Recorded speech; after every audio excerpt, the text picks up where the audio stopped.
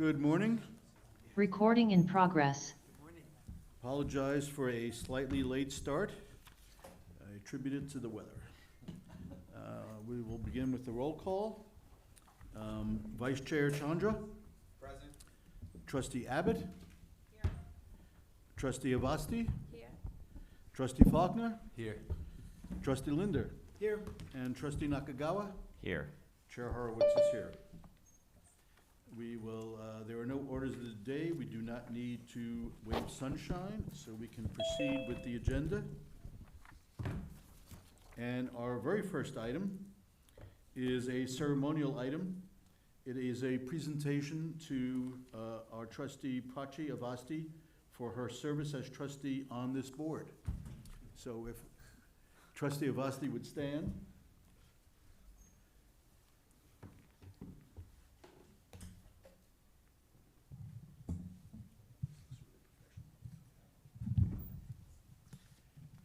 You have served on the board for 4 years, a full term, and we have this plaque of recognition. It says, City of San Jose Commendation, presented this day to Prachi Avasti by unanimous resolution in grateful recognition of your dedicated service as a trustee of the San Jose Federated City Employees Retirement System Board. Your commitment, integrity, and thoughtful stewardship have strengthened the financial security of our members and the future of our city. With deepest appreciation and best wishes, the San Jose Federated City Employees Retirement System Board, this day, 20 November 2025, ayes all members of the board. Thank you so much.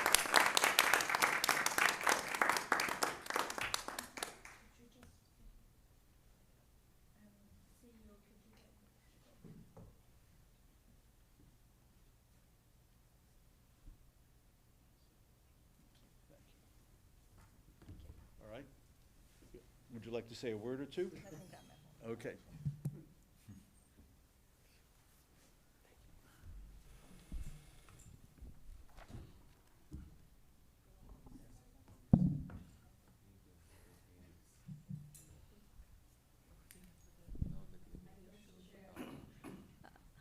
Thank you to the staff, CIO Palani, CEO John. As I conclude my term as board trustee, I want to extend my sincere thanks to the employees and City Council for giving me this opportunity to serve and contribute to the strength of our retirement system. It has been a privilege to work alongside fellow trustees who are deeply committed to protecting the long-term security of our members. We have made significant progress in a span of 4 years. Thanks to our CIO, Palani, and investment staff, the funding ratio has improved from 55% when I joined, and now it's 65%, as we'll hear later in the actuarial agenda item. In addition to this good news, I would also like to highlight some of the progress that we have made in a span of 4 years. We definitely face several challenges, particularly around procurement policies and procedures, processes. As a chair of the audit committee and a member of governance committee, I'm proud of the progress we made in resolving these issues and strengthening the governance through policies, procedures, and internal controls that support ORS. Thanks to John and his staff for being diligent in the implementation of the policies and procedures. I recall when I joined the audit committee, someone told me that this is going to be some of the easier committees and it's not a lot of work. I can say that eventually it didn't turn out to be true. I've seen firsthand how active and impactful both the audit committee as well as the governance committee have been, and I believe it will continue to play a vital role in the years ahead. The audit committee activated, in a way, the governance committee, which really marks a meaningful step forward in the oversight and accountability. Even though I'm stepping down, I will keep following some of the proposed agenda items, specifically the term limits for trustees on committees, so you'll continue to see me as a public member. I hope that the trustees support this item. I believe these efforts strengthen our retirement system and help ensure stability for those who rely on it. Last but not the least, I would also like to thank Vice Mayor Foley for her support and guidance. Her doors were always open, and I really appreciate it. As I step away from the board, I do so with full confidence in the trustees, management, and staff to carry our mission forward with the integrity and purpose that we have. Thank you so much.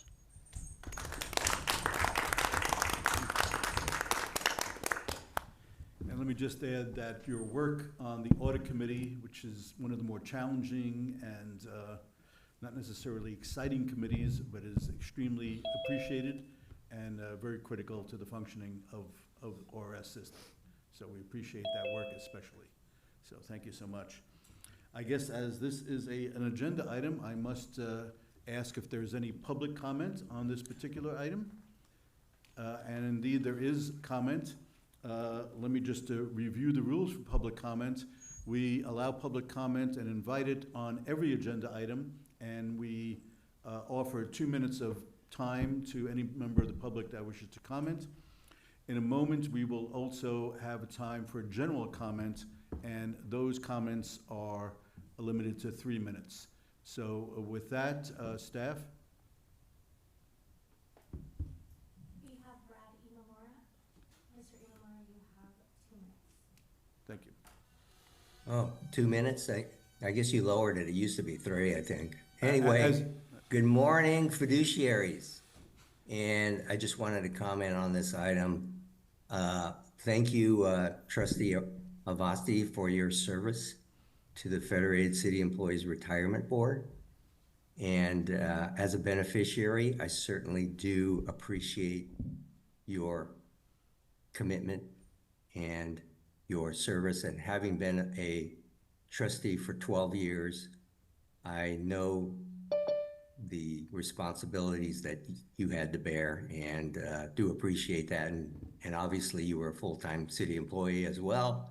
So this is adding extra work for you. But again, your input was well appreciated, and hope for the best for you for your rest of your career in the city of San Jose, and hope you get to be a beneficiary like I am.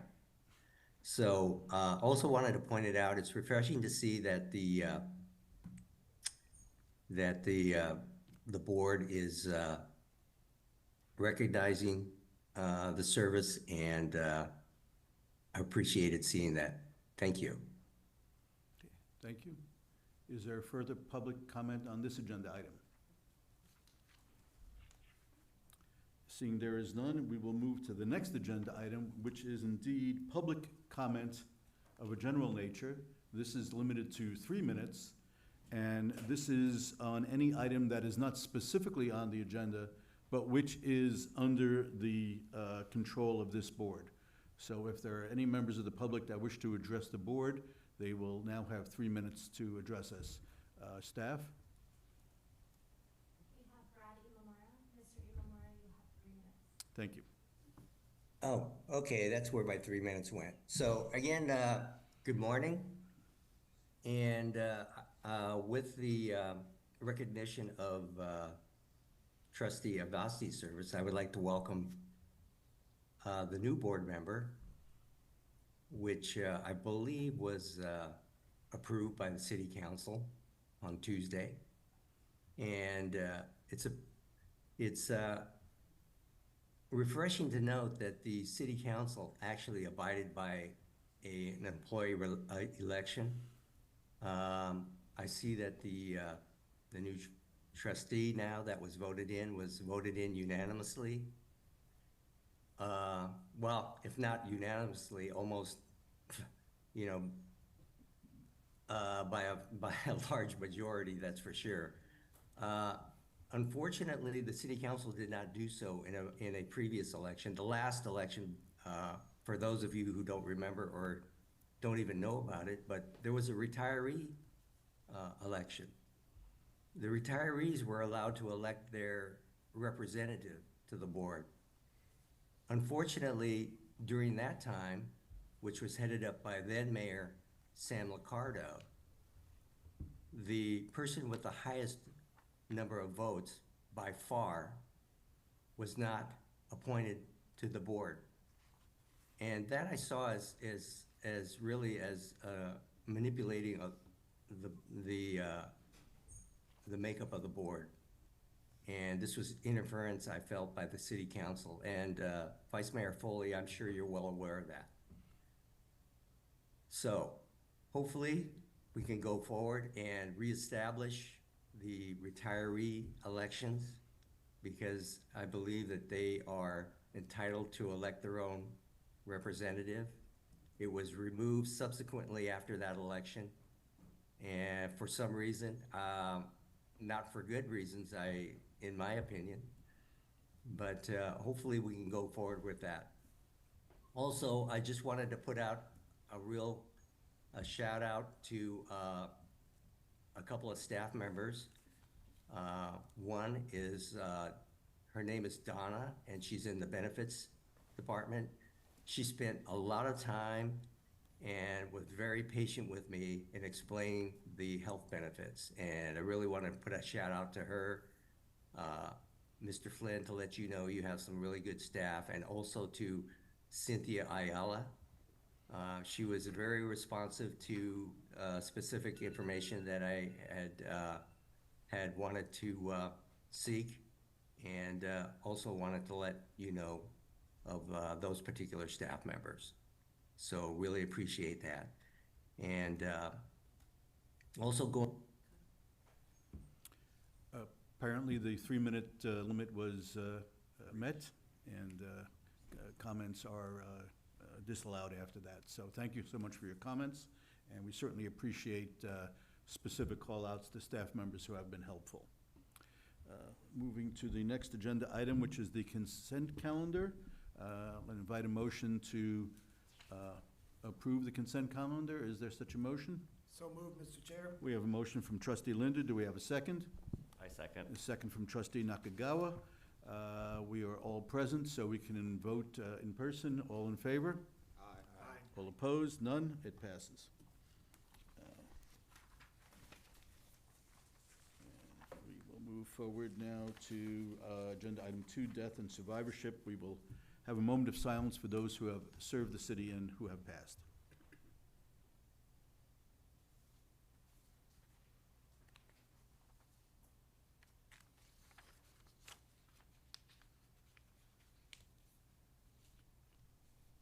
Thank you.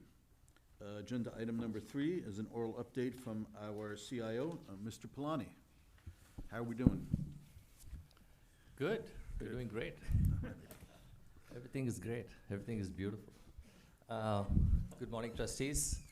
And I actually, before I jump into the pro forma numbers on performance, I want to thank Trustee Avasti for her service. And of my almost 8 years, half of them were with you as a trustee. So I appreciate the support. Thanks for your kind words. The performance that we achieved could not have come without the support of the board. And I've said that consistently. It's your decision on asset allocation that's really driven performance. So thank you, and thank you for your service on the exciting audit committee as well. With that, I'm going to give some performance numbers from Makita. So fiscal year to date, the pension plan's up 4.28%, which is actually through Tuesday. So despite the recent was not quite a correction yet, sell-off, it's still pensions held up quite well. And the healthcare trust is up 5.31%. With that, I'll conclude my remarks, Mr. Chairman. We have no agenda items this month. Great, thank you. Are there any questions from trustees? Any public comment or questions on this agenda item? There's none. There is no old business, so we'll proceed to agenda item 5A, new business, and oral update from our CEO. Mr. Flynn. Good morning, trustees. Last month, I attended the NC PERS Accredited Fiduciary Program, Modules 1 and 2. This is a program for trustees and administrators from around the country focusing on fiduciary issues. The program explored what it means to be a fiduciary and what it looks like in a well-functioning board. I hope to complete the rest of the program in the coming year. I also attended NCPER's Fall Conference, which featured various current pension fund topics, including investments, actuarial trends, and detailed sessions such as death match processing. Giving you a staff update. I'm pleased to welcome Amanda Hugh. Give us a quick wave. Amanda to the ORS admin team. In her new role as program manager, Amanda will bring more than 15 years of experience supporting and managing compliance and risk management programs from the private sector. Most recently, she served as a senior program manager for corporate ethics and compliance at Juniper Networks, where she was focused on optimizing processes, enhancing program effectiveness, and building a strong ethical culture. She also has held related roles at Facebook, Silicon Valley Bank, and Deloitte, giving her a broad foundation in internal controls, policy governance, and regulatory compliance. In our accounting group, Ryan Halaby left ORS to pursue a promotion within the city. We wish him well and thank him for his short time at ORS. That said, however, I'm pleased to report that we have a new accountant starting Monday, November 24th. Her name is Na Nguyen. Na has over 15 years of accounting experience in private sector and 4 years with the finance department of the city of San Jose. We still have 3 vacant positions within the benefits department, 2 vacant analysts, and 1 vacant staff specialist position. Although recruiting activities have already begun. Benefits is working with HR to review over 285 applications for the 2 pension analyst positions. We plan to hold first round interviews at the beginning of January. I have met with the mayor's budget director, and they are currently reviewing our request to change a staff specialist position to an analyst position and the addition of an overstrength program manager position for our benefits group. The city's classification unit completed the deputy CIO classification requested by our office, and it was approved by City Council meeting Tuesday, November 4th. Once our current staff requests are determined, I will work with the mayor's office to request an overstrength DCIO position as discussed at a prior meeting.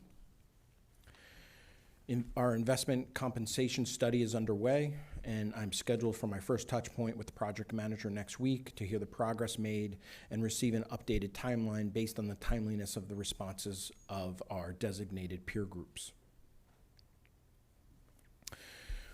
Retiree open enrollment began November 1st and will run through November 30th. The retiree health fair was held on Wednesday, November 5th at the Leninger Center, where we had over 200 attendees, where staff were on hand to answer questions and deliver personalized service to our retirees, some of which may have been related to the comments you heard earlier. ORS has already received 913 forms since November 1st. Two-thirds of the way through OE of open enrollment, we already have more applications than the average prior 2 years. This may be related to the addition of the new Anthem Medicare Advantage plan, which has already generated 141 applications to date.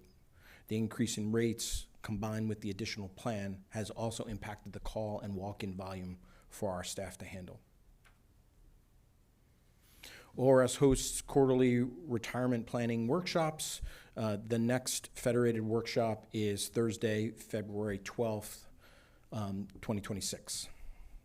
2026, wow. Okay.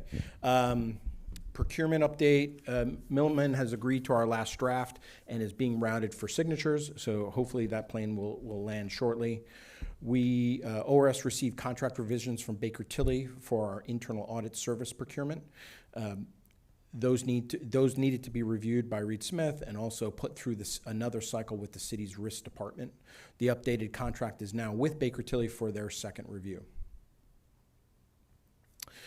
Our executive search consultant alliance, the service order was finalized last month, and through the city's master services agreement. The service order was on the consent agenda today for your information. Strategic planning update. Trustees have been interviewed and the results have been compiled. Next up in the process is to interview council member liaisons and senior staff of ORS, finally with a external survey for, a survey for external stakeholders, including city administration, union representatives, retiree association representatives, and our trusted consultants and advisors. An update for our Suite 560. I'm very pleased to announce that we received final approvals yesterday and our Suite 560 is complete. Staff have already begun to move into this new space. Anyone who has done work on their home or business knows what a tedious process it is to work with contractors and related services. And so I need to take a moment to thank Barbara for the blood, sweat, and tears that went into this project. Barbara did all the heavy lifting for this project, and it looks fantastic, so thank you. And then lastly, I just want to wrap up with also a thank you for Trustee Avasti. I think the service that you provide, few better things than public service, and so you do that both in your day-to-day life and also as a trustee. And then just very specifically, thank you for your support during my transition. You were always available for a quick chat about how things need to work through the city. So I appreciate that guidance and support. With that, I'll take any questions. Thank you. Are there any questions from trustees? Trustee Abbott? I do have a question. You mentioned that the interviews with the trustees are completed and there's more interviews and a survey to be done. I'm kind of wondering when we'll hear an update from those findings. We just received updates from the interviews. They want to put this package together with all of the inputs, not just from the trustees. We could have them present. I expect they'll come to the boards before the next governance meeting. So we have a governance meeting in December. Mm-hmm. We could do an update there for the governance committee. Okay. But it probably makes more sense to come to the full boards if you wanted an update. Yeah, that'd be great. Okay. Any other questions from trustees? Just wanted, we do have a new trustee who has been elected by the members and confirmed by City Council. And can we identify that person at this time? Yes, I believe it's public information. City Council approved Brian Chi for being our new public trustee at their meeting on Tuesday evening. Okay, great. Process in place for him to take the oath and assumed to be seating at the December meeting. At our next meeting. Very good, thank you. Any other questions? Are there any public comment on this agenda item? There is no comment, so we will proceed to the next item, which is 5B, oral update from our City Council liaison, Vice Mayor Foley, please. Thank you. Just a brief comment. Thank you to Trustee Avasti for all of your years of service here and also your years of service and continued years of service of the City of San Jose. We're grateful for all that you do both here and there. Today, I actually will be leaving in a couple of minutes because we are hosting the NSWA, National Women's Soccer, I said that backwards, National Women's Soccer League Championship this week at PayPal Park. And this morning, we're doing a flag raising for the championship in about 3 minutes. So I'll be heading out for that. Very exciting. This is the first big event that we will be hosting. 2026, a big sporting event. 2026 is a huge year for the City of San Jose economically and activity-wise. We think there's going to be a lot of energy here over, as we know, Super Bowl's coming, then we have the NCAA championships coming, and then we have FIFA. There's a lot of activity, and this is just the beginning as we create a sports and entertainment center in the City of San Jose. as we investigate that, where that will be is, we're a long way from making that decision, but we really want this to be the center of places where people can work, play, fly in, and enjoy time in San Jose. So if you're lucky enough to have tickets, I know John is lucky enough to have tickets for Saturday. Yes. Congratulations, it should be a really good game. It's really exciting to have National Women's Soccer League here. Yes, my wife's a fanatic, so we're a soccer house, so. And that's it for me, and I'm gonna run, but I'll come back. Okay, Thank you, Vice. thank you so much.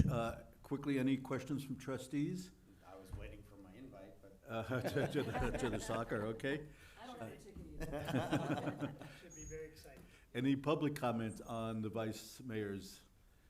There is indeed, so we have 2 minutes for each public comment.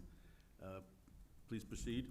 We have Brad Imamura, Mr. Imamura, you have 2 minutes, and then you will be. Thank you, Mr. Chair. I just wanted to follow up with that with regard to the, now you divulged the name of the new trustee, Brian Shee, and hope he will be a very formative and very effective new board member, and hopefully he'll come in with some new ideas and differing opinions. So looking forward to that. Thank you. Okay, thank you. We are also looking forward to Mr. Shee's service on the board.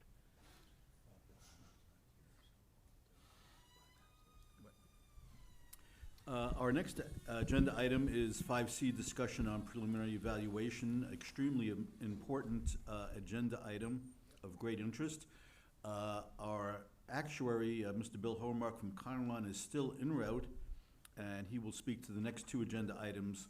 So I think in the interest of time, we will skip forward to item 5E, which is nominations for the positions of board chair for the next calendar year.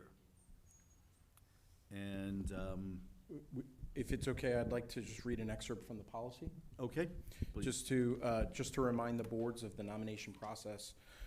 With the policy that was approved at the last meeting, at the November regular meeting of the board shall seek nominations for the position of board chair and board vice chair. Nominees must be nominated by another voting member of the board. Nominees may accept or decline the nominations immediately or may take the matter into consideration for the subsequent meeting. At the December regular meeting of the board, nominees who did not accept or decline their nomination at the December meeting, the December regular meeting of the board shall indicate for the record whether they accept or decline the nomination. Any board member who has accepted their nomination may also submit a written statement at the meeting identifying any factors the nominee wishes to be considered with regard to their nomination. And so just to confirm, a nomination requires a single trustee to make the nomination. Correct. This is not a first and second as we normally have with motions. Correct. And any trustee can serve as either chair or vice chair. And so we should take them individually with the chair? Yes, we'll do the chair first and then the vice chair. So I have served as chair for the last, I think, 4 years. And I am personally very open to new blood stepping in. It's always good to have a little bit of motion and friction. And so with that thought, and maybe people have trouble with my personal style, maybe you have trouble understanding my accent, anything is possible. We will open the floor to nominations for board chair for 2026. Mr. Chair, I'd like to nominate you for continuing for another year. We'll see what action we get now that we got it started. Okay, very, very good. Are there any other nominations? I wanted to nominate Prachi, but I can't, so. Okay. Well, it's not too, is it too late for her to re-up? Okay. Any secondary nomination then you would like to make, having had that option foreclosed? I think the primary nomination is an excellent choice. Okay, well, they say often the punishment for good work is to receive more of it. So if there are no other nominations, I would accept the nomination, and we can vote next time.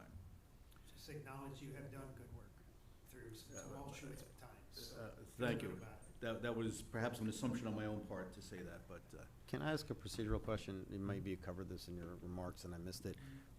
Why do, I've been on the board for 9 years asking this for the first time. Why do we nominate and, in this board meeting and then vote in the next? Why do we bifurcate it like that? Because the policy says that you do. Good enough by me, all right. Admin staff they will cringe when I say, what does the policy say? Yeah, no, like, I studied public policy, so I was asked those questions, but I don't need an answer. That's fine. It's in black and white. I also think it gives, you know, from a governance standpoint, it gives a chance for, we have a single nomination on the table right now, but if we had a fair point. contentious election, it gives them the ability to put together a statement and, you know, might have a more in-depth procedure if it was, Fair enough. allow not- politics to take its normal course if that was the case. Interesting, okay. Right, well, I think before we can do that, so we don't need a vote on the nomination? Okay, so just public nominations. comment.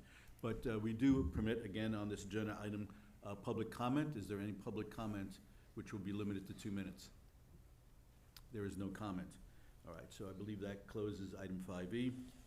Now we come to 5F, which is nomination for the position of vice chair, currently occupied by trustee Chandra. Are there anyone who would like to nominate anyone else, or Mr. Chandra? I'd like to nominate the current vice chair. Okay. Obviously, trustee Linder is a fan of consistency. Can I make one comment? You may.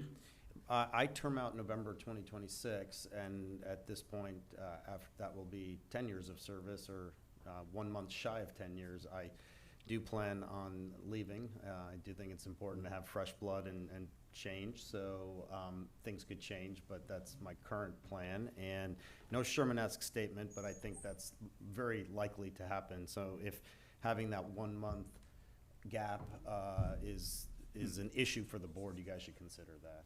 Otherwise, I'm happy to serve. It's been a pleasure working with Spencer when we set the agenda and a lot of the issues that come up in between board meetings, which are actually more frequent than I realized they would be. Well, thank you. That does inform our decision. So if there are any other nominees, I mean, especially among we are the 2 longest serving board members, but, you know, some other folks need to come along and start moving into these executive positions. So if there's any other nominations that anyone would like to make, we should certainly. I believe, you know, Anurag has been a great vice chair to the board, but just given what he said, I would like to nominate trustee Abbott as a vice chair, just to give trustees an option. I won't be here Okay. So for that's a- voting, but just to give options. Trustee Abbott, very good. Any other nominations? I also think trustee Faulkner should throw his hat into the ring. And I think they would both do a great job. Okay, so we have trustee Faulkner as well. Any others? Lot of We can make it a options. full house. Okay, so I guess we need to inquire of each whether they would accept the nomination, so I'll go in the order of nominations. Trustee Chandra, would you accept the nomination? I would. And trustee Abbott, would you accept the nomination? I'm going to decline. You're going to decline, okay? yes. And trustee, Man, I wanted to decline. You can. having revealed No. that, trustee Faulkner? I mean, my vote's for trustee Chandra, so Yeah. That I does don't mind the 1 month, so I may decline. Well, may is not a operative word in this sentence. Okay. Okay. All right, well, that certainly will streamline the vote next month. Summer's meeting will be shorter. November 26th. Yeah, let's hope nothing happens to the chair in December of 2026. Any public comment on this agenda item? Again, limited to 2 minutes. There is indeed comment. And Mr. Brad Imamura, Mr. Imamura, you have 2 minutes, and then you will leave. thank you. All right, thank you. And, you know, I think it's real healthy to rotate the chair and the vice chair. I appreciate outgoing trustee Avasti. Sorry, did we lose the audio feed? He looks like he's muted. Okay, I got muted for some reason. Okay. Anyway, That was an I think it's accident. healthy to rotate these positions because you become complacent after a while. When I'm saying complacent, I think the rest of the trustees become complacent. And they just come to the meetings and hopefully you come prepared. I don't know, sometimes I wonder if you actually read the agenda and your board packet. I mean, that's just a reality. It's not, you know, being negative on anybody, but I think again, it's healthy to rotate these positions. I think you're all there for a purpose, and you all should participate equally and not just sit back as a spectator. So, anyway, those are my comments, and look forward to, I guess, the election for the vice chair next month. Thank you. Okay, thank you. So the nominations are now complete, so that concludes that agenda item. We may pause for a moment.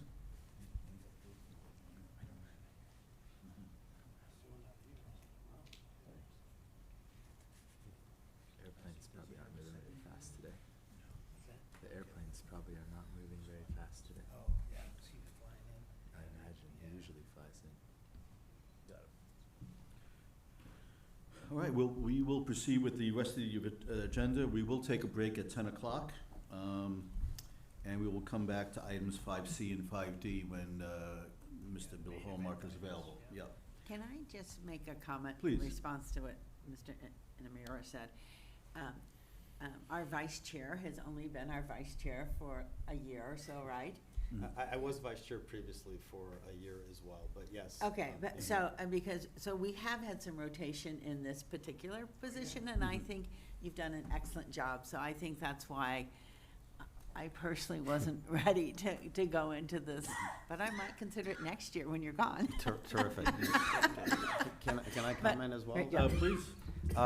No, I mean, I think it's clear that Trustee Horowitz made the position quite available for anybody else and isn't trying to amend the Constitution to have extra terms or anything like that. And I see similarly, that's why I wanted to make sure people were aware that I will be gone in November, most likely. And so it would be nice to start to groom some other folks into these roles. And you know, I have been involved with many organizations, school board kind of stuff, private boards, nonprofit boards, and you know, 10 years is a long. People do start to get a little ossified and complacent. So I don't think that was an inappropriate choice of words by the caller. I'm not saying there's any evidence of that specifically, but I'm a big governance person. We should just be thinking about that. And I would encourage some of the newer trustees, you've all got your sea legs now, so in the future. Yes, thank you. Both wisely observed, especially Trustee Abbott, our vice chair, has only served in that position for 2 terms and non-consecutively. Next year, we will definitely need to consider a new vice chair, as we consider also a new chair. So hopefully some of the trustees with lesser tenure will step up and consider service in these roles. I won't say they are not an additional time sink. It does require more effort and time, but it is very important. I think in general, our board, if we suffer from anything, we suffer from a relatively short-term tenures for our trustees. So there's been a high degree of turnover on the board, new members, new blood, new positions, and I think that is the challenge we face in terms of people stepping up for some of the leadership roles, which do require more time. And can I go again? Sorry, you made me think of something. Okay, and sure. Bill's not here. So. Okay. I feel like we're on the news where they're stretching it for. Yeah, no, I mean, the staff, it is more time consuming, but the staff, John and the staff do a great job of making it as efficient and as smooth as possible. And I will, I mean, it is gratifying. I mean, we have done some great things, and we've had our challenges, and being able to be involved and make a difference at just that extra level of effort isn't only pain. I do wonder why I drive down here from where I live 30 minutes north as often as I do outside of board meetings, but as I look back, I'm glad I did it. Great. Trustee Faulkner. With all the new light shed on the comment, if I can throw my name back in the hat for my nomination from Trustee Chandra, is that an option? I still vote for Trustee Chandra, but I think it'll be worthwhile over the next month for me to dive in, as you all have mentioned, to see what it entails, to hear some of that continuation process and turnover.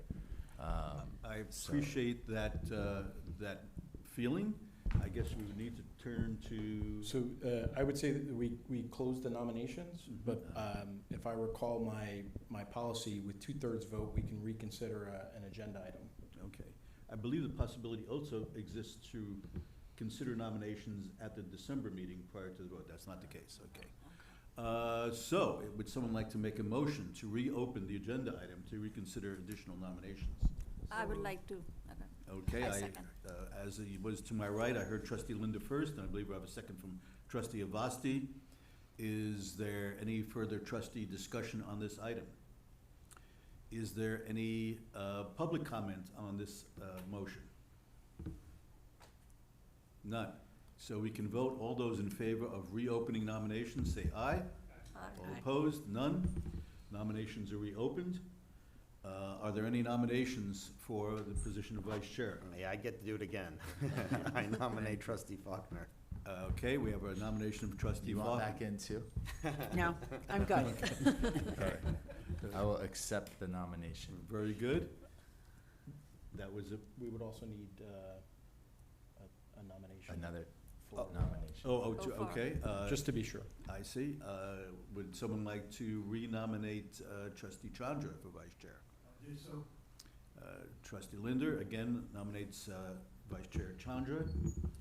Are there any other nominations? And again, we do not need to vote on the nominations, so these nominations have been proposed and accepted by the nominees, but we do allow again public comment, as this is, as it were, an additional agenda item. Is there public comment? There's no comment. Okay, so we have a race for vice chair in December. Okay. I look forward to your campaign materials.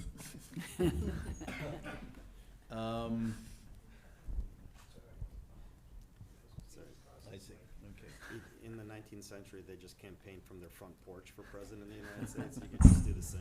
Just Who has the bus? Okay. Well, let's try to, Investment committee? yeah, let's do the investment committee. I understand that Mr. Hallmark is en route and will be here probably within the 10 or 15 minutes. I'm not sure we can get through the audit risk committee, as it seems to be a lengthier item, but let us, you want to get to all the others? possibly. So let's, investment committee first, and that is from committee chair Chandra. Yeah, and that's easy. We have not met since September 8th, and so there was thorough updates given in September, potentially October. We'll meet again in December on the 16th. Okay, very good. Let me skip ahead then, if I may, to item 6.4, the disability committee. You skip the governance committee? We're gonna skip audit. Oh, did I skip You governance as well? skip governance at 6:3. I'm sorry. Just do It governance. was, we're there at the bottom of the page, that's why. Governance committee, update from the governance committee. So we're meeting on December 4th to review a number of different things such as travel policy and rotation of members on different committees and so on. So I think we'll have an interesting outcome of that meeting, but there's nothing else to report at this point. Okay, very good. And I failed to take public comments on the investment committee, so I will now accept public comment on investment committee and governance committee. There is no comment. We can proceed to the disability committee. Yes, we Committee did Chair meet Linder. in September, but we are scheduled for a meeting, and I suspect it'll be a full agenda on December 2nd. As this will be our, I think, our last meeting with this particular meeting time. Oh. necessary. So, but we will be meeting 10 to 12 up at the 1737 North First. Okay, very good. Any public comments on the Disability Committee? There's none. And then we will go to the Joint Personnel Committee, and again, turn to Committee Chair Chandra, or you Vice Chair. Yeah, so some updates here. I'll try to keep them brief. We have begun the CIO replacement search process. We have retained a recruiting firm, Alliance. We have met as a committee with the recruiter to discuss requirements and preferences for the brochure that was put out, I think now 2 weeks ago, to start soliciting candidates. We have, I believe, 59 so far and still counting 59, wow. that have applied. Our recruiters identified, low double digits, almost double digits at this point, who would make it past the first cut and probably be presented their resumes to the committee. So it's encouraging, and that's why I just wanted to share a little bit of data. I'm not going to get too detailed at this point, but we quite frankly weren't sure. Our situation is a little bit more challenging, as the CIO and CEO have to manage 2 boards and all of those things, and the cost of living in San Jose is considerably higher than just about anywhere else other than maybe Manhattan, or I should say the Bay Area at large. So it's encouraging. Okay, great. Any questions from trustees about the Joint Personnel Committee? If you'll allow me to add just one additional comment, because I think it's important for the boards, is the schedule. Are you okay if I go through the, so we plan a joint personnel committee meeting on December 12th, where the JPC will be going through and selecting candidates for the first round interviews. This will be done with Alliance and mostly in closed session. January 5th is the scheduled first round interview with the JPC. January 26th is an assumed second round interview with the JPC. And we're currently targeting February 9th for joint board meetings for final interviews. So if you haven't yet responded to Cynthia and you're on a member of the committees or please do so. Getting quorum is important, but I also think these decisions are so important that we're trying to get everybody, make sure everybody's available, which is why we're planning so far in advance and hoping to stay on that schedule. Yeah, just to reiterate those points, the first and second round and then final, are they all-day affairs? We will be reviewing a number of candidates all at once.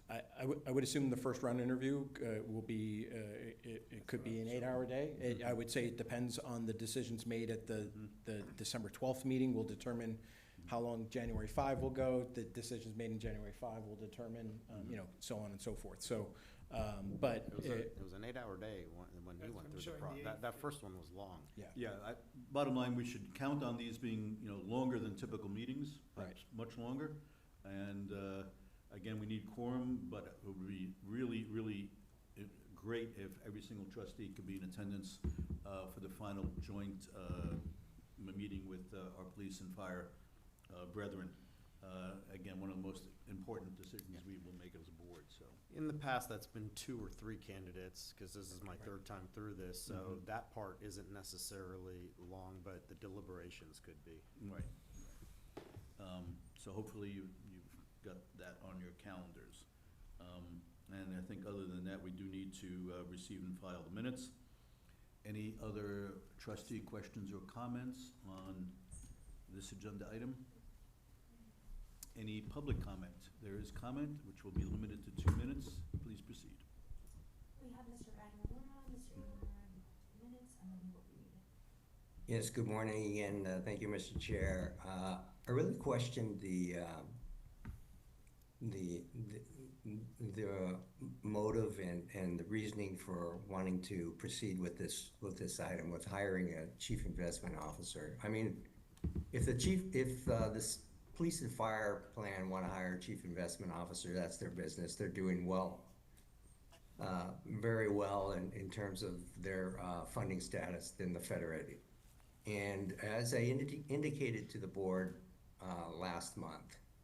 I spoke to 2 investment officers in the city of Fresno. Their funding status is well over 80%. They don't have a chief investment officer. They have 5 trustees. So why are you hiring a chief investment officer when you have a consultant and you have professional money managers managing the funds? The chief investment officer doesn't invest Federated retirement funds. So I just view them as just extra, and it's not being disrespectful, but just it's extra baggage. And we can't afford that. Again, I'm just speaking as a individual beneficiary and as a taxpayer. I really question the wisdom of proceeding with this. So you really need to do this and not just go through it just because you've done it in the past. And also very quickly, before you cut me off, there was an item in the consent, you went through it very quickly, where the chief investment officer traveled to Stanford for some sort of a conference or something. This was just about a week ago.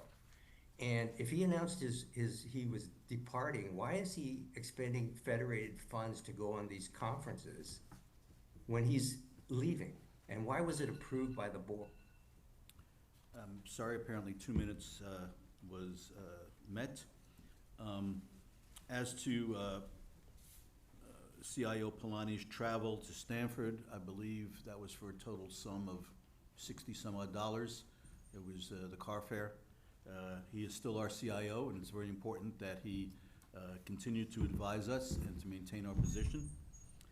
As to the efficacy of having a CIO at all, it's an interesting question.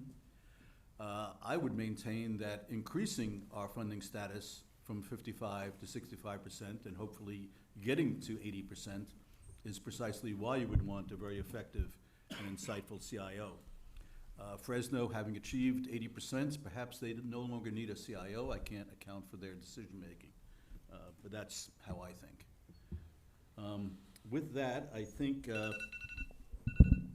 let us take a short break. I believe our accountant, Bill Hallmark from Chiron, is here to talk specifically about funding status, which is of great interest. But let us take a 5-minute break before we get into all that, and that will reveal where we are in terms of funding. Thank you. Record stopped.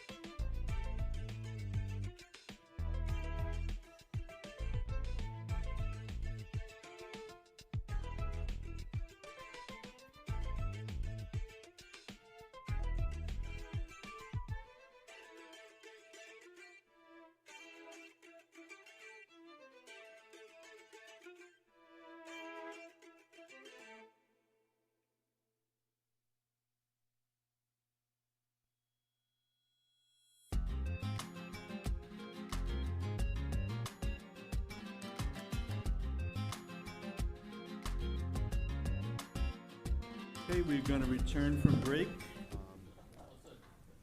Thank you all for your attention, and we will now... Recording in progress. We will return now to agenda item 5C, which is preliminary valuation results presented by Actuary Chiron. Mr. Bill Hallmark is here with us and will inform us about our funded status. Mr. Hallmark, please. Good morning, and thanks for your patience. Yes, so this morning we're going to talk about the preliminary valuation results for the pension plan, and then the next thing will be the OPEB assumptions. We'll be back in December with the full valuation and the final report, so these numbers are just preliminary. And at that time, we'll also have preliminary OPEB results. So this is just our caveats to keep in mind. These are preliminary. We pulled these together, in a short time frame. We don't have as much detail as we will for the final. There can be some differences, but we don't expect any significant differences. Starting off, we had a good investment return this year, as we reported last month. And so looking at the growth in the market value of assets and the actuarial value of assets, here on the left-hand chart, we're showing the calculation of the actuarial value where we smooth the returns in over a 5-year period. You can see we had about a 10.4% return, and that generated an investment gain of about $119 million this year. But out of that, $96 million is deferred to future recognition. So we're only recognizing a piece of it. But we're also recognizing pieces of the gains from prior years, the prior 4 years. And so the actuarial value is growing, but didn't grow as fast as the market value this year. Membership, we continue to see the trends we've seen over several years. But there's been more growth in the active members. And so I want to show you a couple things here broken out. So if we just look at the active members, after the Great Recession, there was really a significant decline in the number of active members from over 4,000 down to around 3,000. And it's taken a while for us to grow the active membership back. But last year and this year, it is higher than it's been probably ever. I think 2003 might have had a higher number, but certainly higher than 2005 and 2009, which are the peaks we're looking at. That's a very good and helpful indicator of the trends here. If you take out the Tier 2 actives, you can see the trend with Tier 1 going away. We've gone from 4,000 Tier 1 members down to 1,000. So we expect that trend to continue.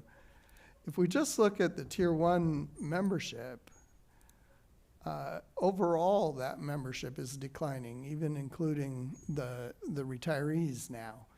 The retiree numbers are still going up a little bit, but not as fast as the other numbers are going down.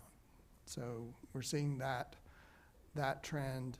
For Tier 2, we're seeing the rapid growth in the active membership. I believe we now have, I may be confusing with police and fire, so I won't do the number. Well, here, I can do the number. We now have 86 people receiving benefits from Tier 2. Now, those people, because of when Tier 2 became effective, don't have 30 years of service, so their benefits tend to be smaller, but we are starting to get some retirees. So overall, the trend in this support ratio, which we'll talk about a lot more next month in terms of the maturity of the system and what it indicates, but it's really stabilized for this system after a sharp uptick during the Great Recession.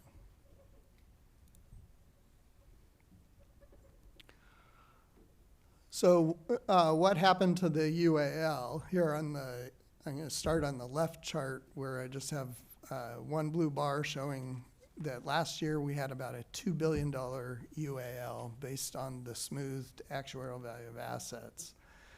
During the year, the contributions we put in pay for the accrual of new benefits, the interest on the unfunded liability, and pay off about 58 million of the principal of that unfunded liability. So out of 2 billion, the contributions are reducing it by 58 million right now. The investment gains that we recognized this year reduced it by another 83 million.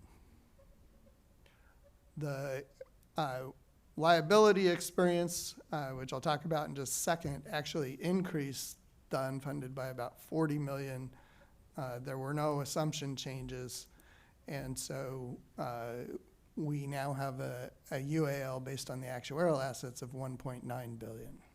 So coming down about 100, not quite 100 million. Well, yeah, about 100 million in total from last year.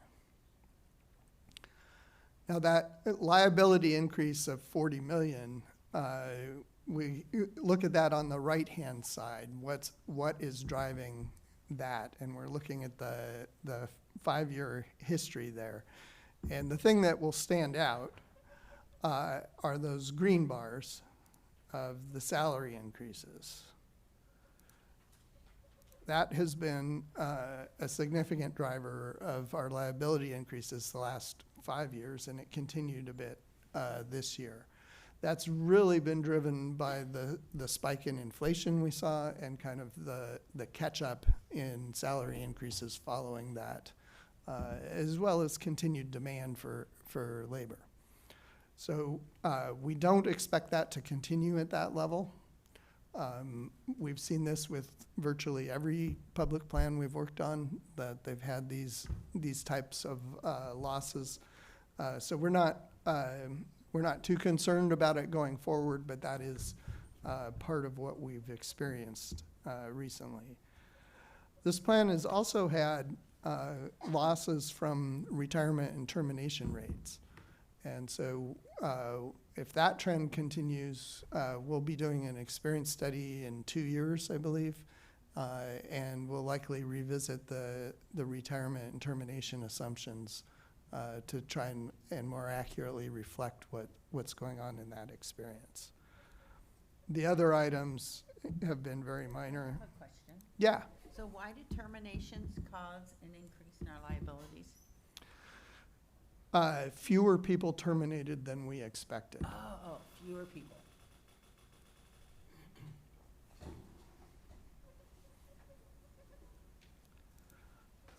If you combine this over all the years that we're listing there, you can see the salary increases are the large majority of the loss we've experienced. Now, if you look at all the things, that was just looking at what's the gray bar on this chart, the liability increases to the UAL.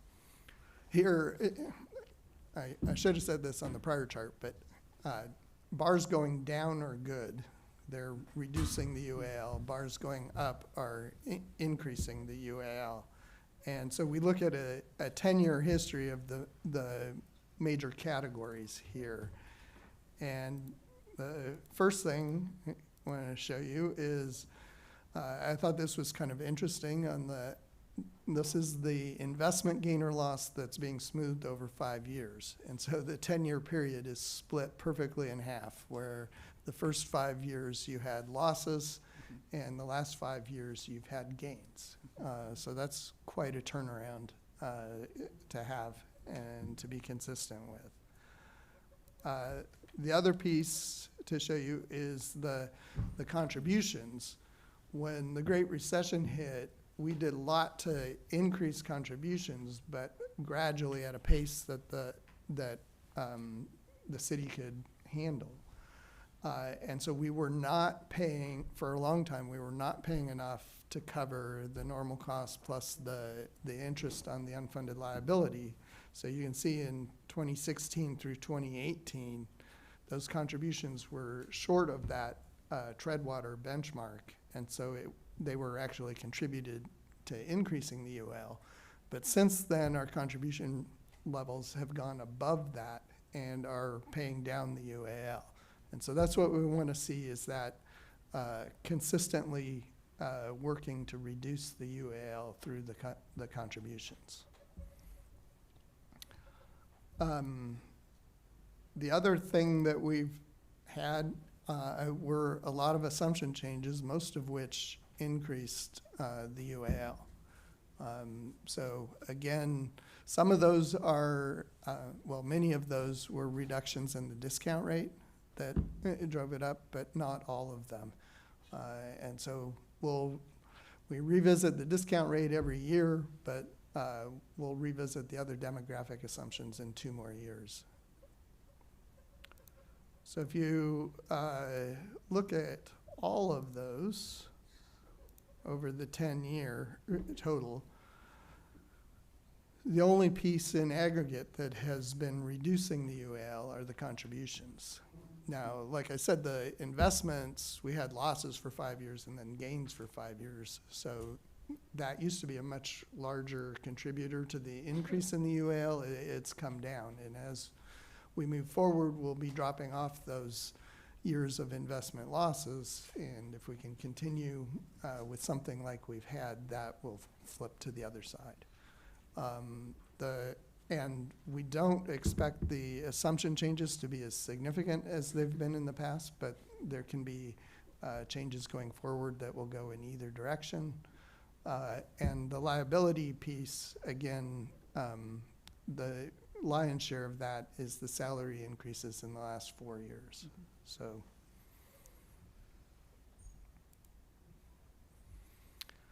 So putting that all together, the plan using the market assets has gone from 61% funded to 65% funded, and on actuarial assets from 61 to 64% funded. The bars on the left show the liability. The blue portion of the bar is for those currently receiving benefits. The red is for the active employees, and the gold in the middle is for people who've left the city, no longer working for the city, but not receiving benefits currently, but they're entitled to a benefit in the future. So the numbers by tier are shown on the right-hand side, and I would just note that Tier 1 is about 63% funded, and Tier 2 is about 95% funded. So, and those are all improvements from last year.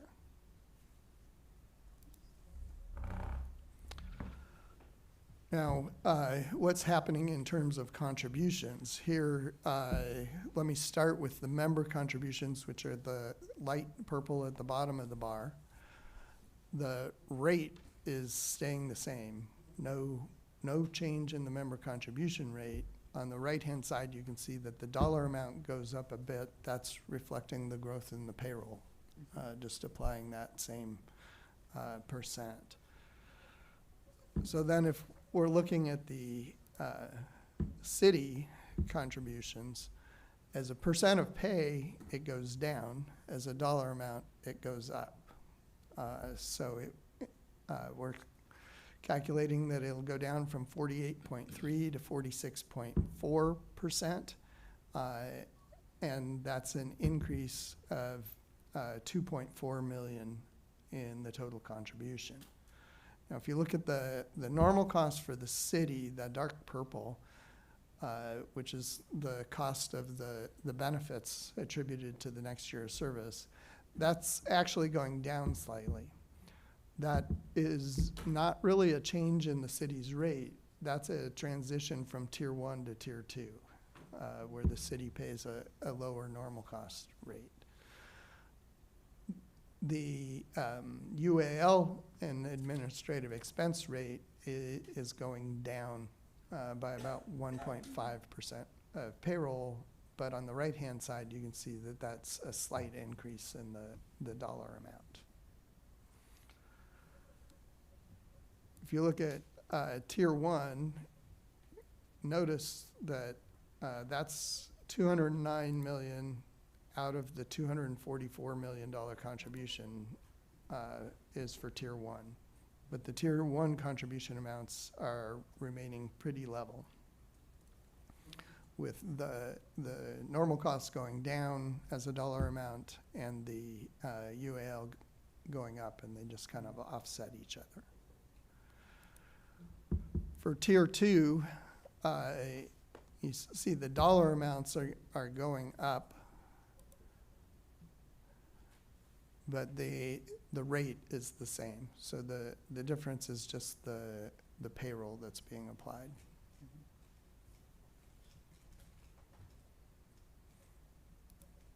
So any questions on those results? The only other thing I wanted to touch on in this is just 2 slides to give you some comparisons between Tier 1 and Tier 2, because I think that dynamic's worthwhile keeping an eye on. But feel free. I Yeah. do have a question, and that is more like future forecasts, because I've heard some forecasts suggesting that returns will be lower over the next 10 years than they have been currently because of valuations.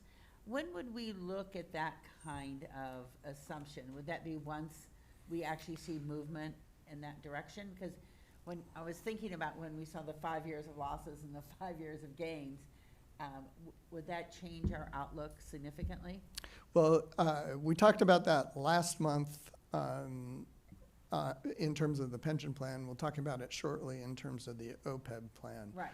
But that's one of the questions we've raised for the last couple of years, is we Right. saw a significant increase in those expectations, and will those come down? Right. We won't see actual data on that until we get Makita's 2026 capital market assumptions, which I think they base on, if my memory is correct, they base that on market conditions in December. So, so that'll take into account that information. When we discuss discount rate, that is the primary avenue by which we account for future investment growth.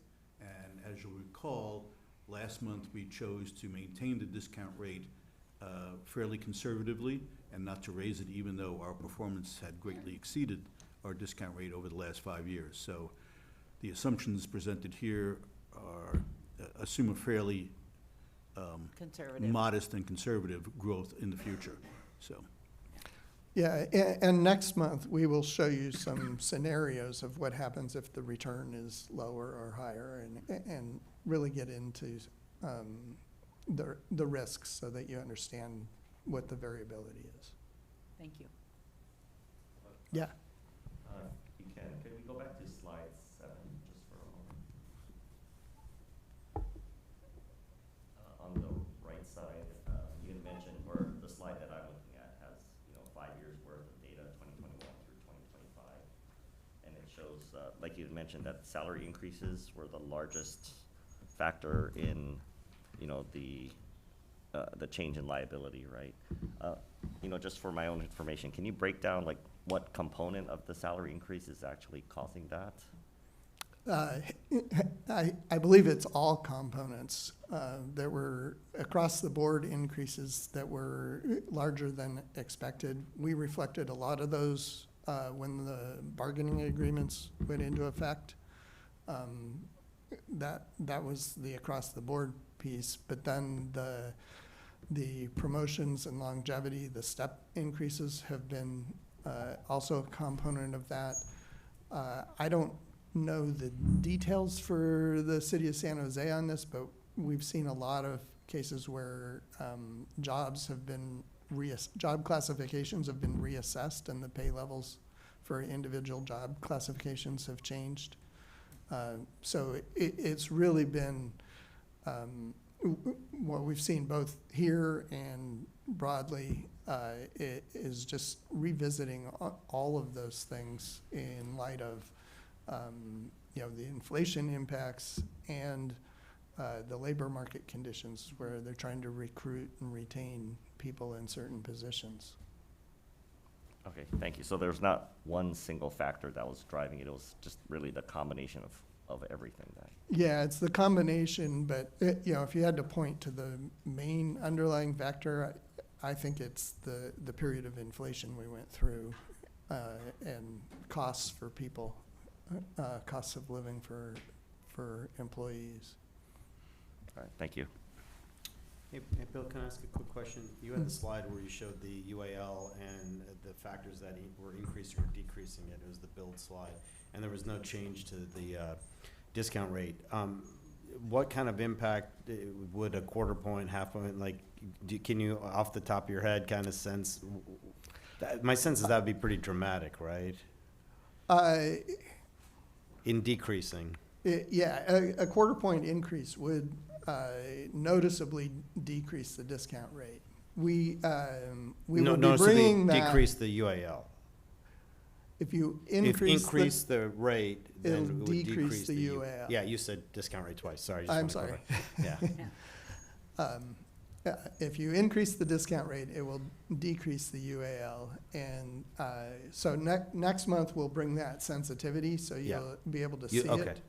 I don't have it here right now, and particularly not in my head, and I'd hate to give you the wrong number. I just think it's important to note, we've lowered it twice in the time I've served, so we've actually made our jobs harder in terms of getting, but we did that out of prudence based on what we perceived to be the market conditions as we were getting the information from you and from Makita, et cetera, et cetera. But there are many plans out there with higher discount rates. We are definitely on the conservative side, and that has a direct relationship to our funding status. Yeah, the median assumption in the state of California is 6.75, so just slightly above where we are. And just to reconfirm, we're at 6.625. Correct. Thank you. Thanks. Any other trustee questions before we move to the last two slides?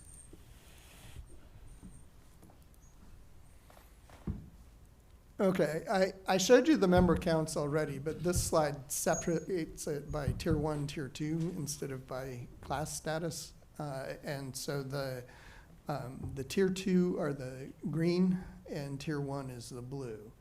And so while the active members, tier 1 active members have become a much smaller part of the whole plan, the tier 1 retirees are still a significant piece. So if you're splitting tier 1, tier 2, just on counts, tier 1 is about 60%, a little less than 60% of the plan.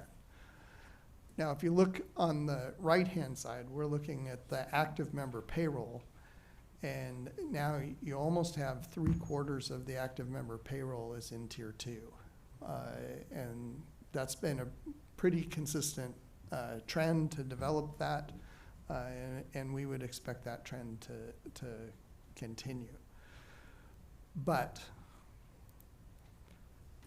here on the left-hand side, if you look at the actuarial liability instead of the counts, now it's 92% of the actuarial liability is tier 1, and only 8% is tier 2.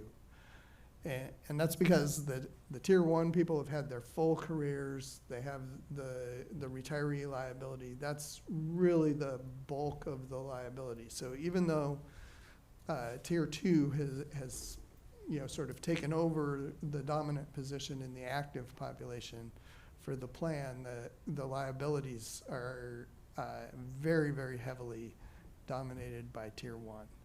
And so are the assets. If you look on the right-hand side, almost 90% of the assets are tier 1 versus 11% for tier 2. So just wanted to give you that dynamic to keep in mind, that while tier 2 is growing and you see it around you every day, in terms of our liabilities that we're focused on, the growth in the liability is in tier 2, but the current liabilities are tier 1.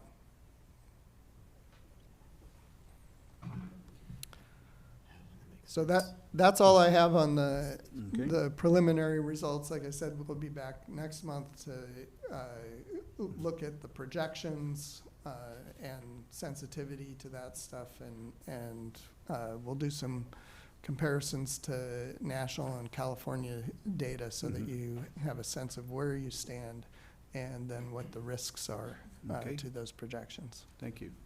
Any questions from trustees on the full presentation now? Trustee Nakagawa. For the last slide, do you foresee any concerns that we should be aware of with the trend that you've pointed out, like, in the next 5 years or so? No, I don't see any concerns with the trend. I just, we do have different sorts of issues with tier 2 in terms of the funding and the risks, and we'll talk about those next month, but because it's so small, those risks are still pretty small overall. And so really, a lot of our focus is how do we manage the tier 1 group as they all retire and we're paying out those benefits. So that's really the main takeaway from this slide. There's not, it's not a concern. This is just data points to give you sort of background and reference on why we're approaching things the way we do. All right, thank you. Any other questions from trustees? I have a question, and maybe we'll get into this more next month when you bring forward the sensitivity analysis. But Trustee Avasti, in her remarks, noted that just 4 years ago when she joined, our funded status was 55%. Today it is 65%. And I wanted to see if you wanted to comment on the speed of that transition. Moving up 10 points in 4 years, is that very fast compared to other plans that you're familiar with? Slow? Is that typical? Is it prudent to move faster? So it's hard to move faster. You took me off guard with that last comment. Okay, well, this is listed. Many people are concerned about the funded status. We've had many questions from the public, from members, quite legitimately so. So I wanted to get your input on the transition that we have witnessed at our plan over the last 4 years that Trustee Avasti had commented on, and whether or not we are moving too slowly, too quickly, whether it's possible to move even faster. And that was the basis of my question. Yeah, so I think it's a very good point. And moving from 55% to 65%, it's not just that you moved up 10 percentage points, but you moved from 55 to 65. It's much harder to move up 10 percentage points when you start low than it is when you're high. And one of my other jobs is to review the state systems in Illinois, and they are even more poorly funded, and we were looking at the trajectory of projected funded status for them, and noting that it's like any mortgage or anything, early on when you're poorly funded, a lot of your contributions are just going to keep up by paying that interest. And so your progress is incremental to start with. But as you continue towards the end of that amortization period, the progress quickens and you start making much more substantial progress on the funded status. So I haven't done any analysis to compare broadly for plans that went from 55 to 65, but I think that's a notable achievement, because it's hard to make that level of progress when you're starting at 55. Plans that went from 85 to 95, that's a much easier 10 percentage points to gain. Well, I've been here a bit longer than Prachi, and it was in the Prabhu or Bill helped high 40s, 47, and of course we made our job tougher by decreasing the discount rate twice. Right. So if we had kept the discount rate, we'd probably be close to at a pension conference I went to, they said 80% starts to be the line at which they declare you're a healthy plan. I met some of the Florida plans that were at 105%, but we would be approaching that number, right? Well, Bill knows this better. At some discount rate, we can get to 80 or 90 even now. Well, that's not the right. We have to be prudent, but yes, right. I'm just kidding. Yeah. I'm not sure we I think briefly threatened to go below 50. I don't know if we did. I think we were briefly below Yeah. 50. Yeah, like 48, 49 is my 48, recollection. 49, yeah. So, suffice it to say, we've come a long way in the last 8 or 9 years that you've been here, certainly in the last 4 years that we're trustee Avasti has served. And with those assumption changes, it's notable that the 65% today is not what we would have measured as 65% 10 years ago. Mm-hmm. We didn't take the easy way out by yeah, maintaining the high this is a discount rate. much more robust and conservative 65% than what we would have measured 10 years ago. We earned it the hard way, as they used to say in the commercial. well, Which only some of you will recall. yeah, and inflation is certainly increasing some of our the salaries, and then obviously the pension calculations based on those earnings. So I think it's all relative and the context matters. And I would say it's been we have a retiring CIO. I should give him a fair share of the credit. It was really around the 7-year mark where when he came in and we did a lot of changes in governance work, where I think we started to see the improvement. And I think that comes out clearly in your presentation. Have a biblical inclination. You saw the 5 lean years and the 5 fat years we've had since. So in these last 5 years, we've really made a dent in the UAL, and that's been significant. So, any other trustee questions or observations? Is there any public comment on this particular topic? There is. Again, limit that to 2 minutes. Please, staff, proceed. Thank you, Mr. Chair. I'm going to try and cram in as much as I can in 2 minutes, but first of all, I want to warn people, you can close your ears now, because I'm going to say a lot of inconvenient truths. So the fact of the matter is, the elephant in the room, in order to increase your funding status, you can have all the tier 1 beneficiaries die much sooner. Isn't that correct? I mean, you might as well put the item number 2 in your agenda today, instead of death and survivorship. Just put on actuarial gains. So I know I'm being sarcastic, but it's truth. So also, again, when I left the board, and I know it was a different time, but we didn't have a chief investment officer. But when I left the board, I left it in much better shape than we came in. It was 90% funded, okay? And at that time, the market value of the fund was approaching $1 billion. I know now it's well over that, but you know, when you have cities like Fresno that I mentioned, no chief investment officer necessary, I think you need to really think about that. Also, I'm just recommending that we change the makeup of the board. We add another retiree representative and remove one of the public members, because we need more members that have quote unquote skin in the game, quote unquote. The outside members, again, are outside basically, and they don't have any real vested interest in how the performance of the fund is. So anyway, with that, thank you, have a happy Thanksgiving, and be safe and healthy. Thank you. Thank you. Let me just say I thank the public commenter for their past service to the board. All trustees contribute their time and efforts to this, and it's often a thankless job.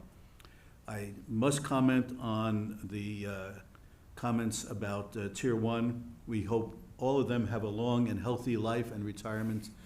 This is no way to balance a budget. We're very close to being cut off in comments for what was objectionable comments. I will accept it as satire, but very, very close to being unacceptable commentary. And finally, as for the makeup of the board, that is something that's determined by city charter, and it would take a city charter change to make any changes in that regard.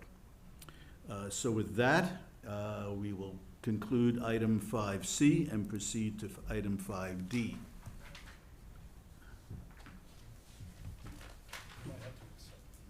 Oh, do we need to? No, it's simply discussion on 5C. That's just a discussion. Yeah, 5D is discussion and action. On this so. item, though, we will be. Yeah. So again, Mr. Hallmark, if you will. Just make sure I get the right one up here. There we go. Okay, so we're switching from the pension to the OPEB plan, the retiree medical plan, and today what we want to do is just cover the assumptions, and we will need action on this to adopt the assumptions. But start off with just some background to get your head oriented on the OPEB plan instead of the pension plan.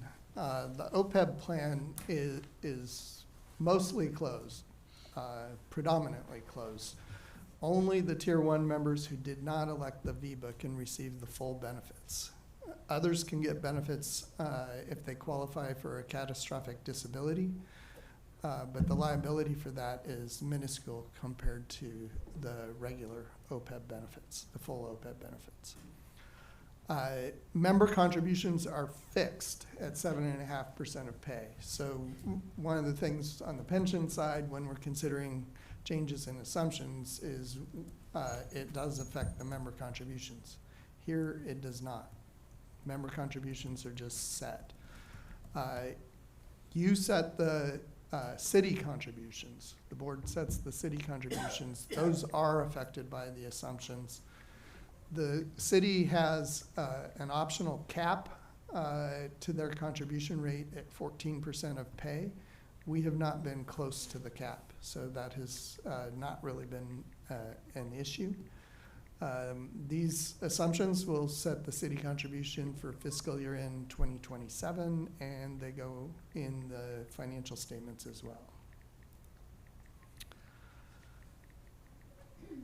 We've collected census data and are starting to analyze it, but we have not adjusted anything for changes in the census data, but just updating for the investment returns this year, you can see how the projections have changed on the right-hand side in terms of contributions. The left side, we're showing the actuarial liability and projected assets reflecting the year's investment returns. But on the right-hand side, you can see the blue line was the projection from the last valuation, and so if it were just investment returns, the contributions would be going down for the city.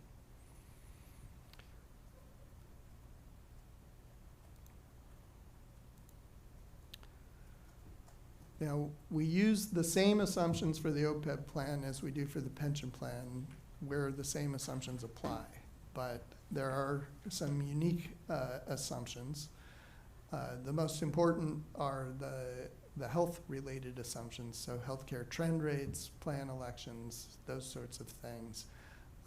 The assets are invested differently, so we have a different expected return on assets and a different discount rate. And so we'll look at that separately here. Just to give you an overview of where I'm going, this will be short because we are recommending some updates to the healthcare trend rates. We're not recommending any updates to any of the other assumptions, except we are opening an option to discuss increasing the discount rate from 6 to 6.25%. So the presentation has the analysis for all the assumptions where we're not recommending a change in the appendix. I'm not planning to go through it, but if you guys want to ask about anything in there, I'd be happy to address it. Before we get to our trend assumption, just wanted to look at what we have seen in terms of premium changes. So the major part of this plan is that we provide the premium subsidy equal to the premium for the lowest cost health plan that's offered to active employees. So that's a high deductible Kaiser plan. That plan, you can see the history of the full premiums for those, for different tiers of coverage. But the increase this last year, going from 2025 to 2026, is 10.6%. Now, we had projected an increase of 6.9%. So when we reflect the 10.6%, that will give us a loss because costs have gone up more than we expected. On the Medicare eligible plans, we had expected an increase of 5.6. Kaiser came in with an increase of 12.9%, which is still below the maximum subsidy. So we will reflect that full 12.9% increase in our costs. The Anthem PPO plan, which is almost 40% of the population, the increase was almost 35%. Wow. In the premiums. And so that will take it above the maximum subsidy, so we won't recognize the full 35%, but I don't know exactly what proportion we will have on that yet. But our experience this year will be higher healthcare costs, most likely overweighing the reduction due to the investment returns. And we'll have estimates of that impact next month. Just to give you some history on those trends, the left-hand side is from the Kaiser Family Foundation, their estimate of healthcare cost increases for pre-Medicare policies. And you can see the last 2 years have been significantly above the average being 4.8 for the 20-year period.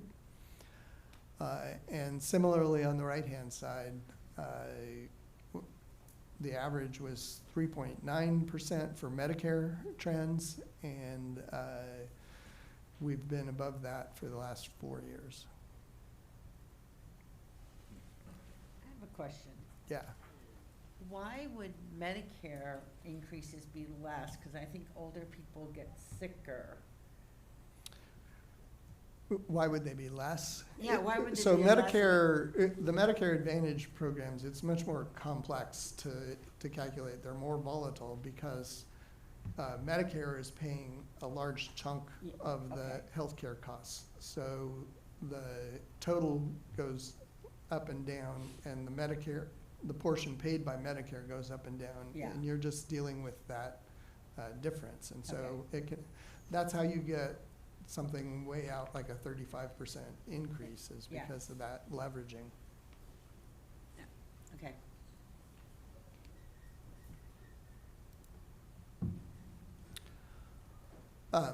So we use a standard model that's published by the Society of Actuaries to develop our trends. And the basic idea is we look at the market and determine trends for the next couple of years based on current market conditions. And then we have a methodology, it has a methodology built in to grade those trends down ultimately to the per capita GDP growth rate. And the reason we grade down to that is ultimately if healthcare trends stay above per capita GDP growth indefinitely, our entire economy will be healthcare and we won't have anything else. So there has to be some limiter so that it can't continue growing as a portion of the economy. So the model grades that down gradually, hitting that in 2075, but they look at resistance factors and different things like that to control how quickly it gets down there. We are, based on the current market conditions and expectations, we're not saying another 10 or 11% increase, but for pre-Medicare about 7.5%, and for the Medicare eligible about 6.5%. Now that comes from our health actuaries. I'm not a health actuary, so I can't go too far into the weeds on that. So with that, these lines are comparing our trend assumptions from last year is the blue line, this year's the green line. Essentially, we're starting at a higher spot, and so we do grade down ultimately to the same level we had last year, but we're slightly higher the whole way till we get there because of where we're starting. Do we look at our past assumptions and how they have rated against actual performance, actual costs? Yes, we do, and we will show that. We may show that next month, if not the following month. But Okay. the story is it's extremely volatile. It's more volatile than your asset returns. Okay. Oh, yeah. 2076. I mean, this is a notable drop-off that it's not clear how to comprehend that.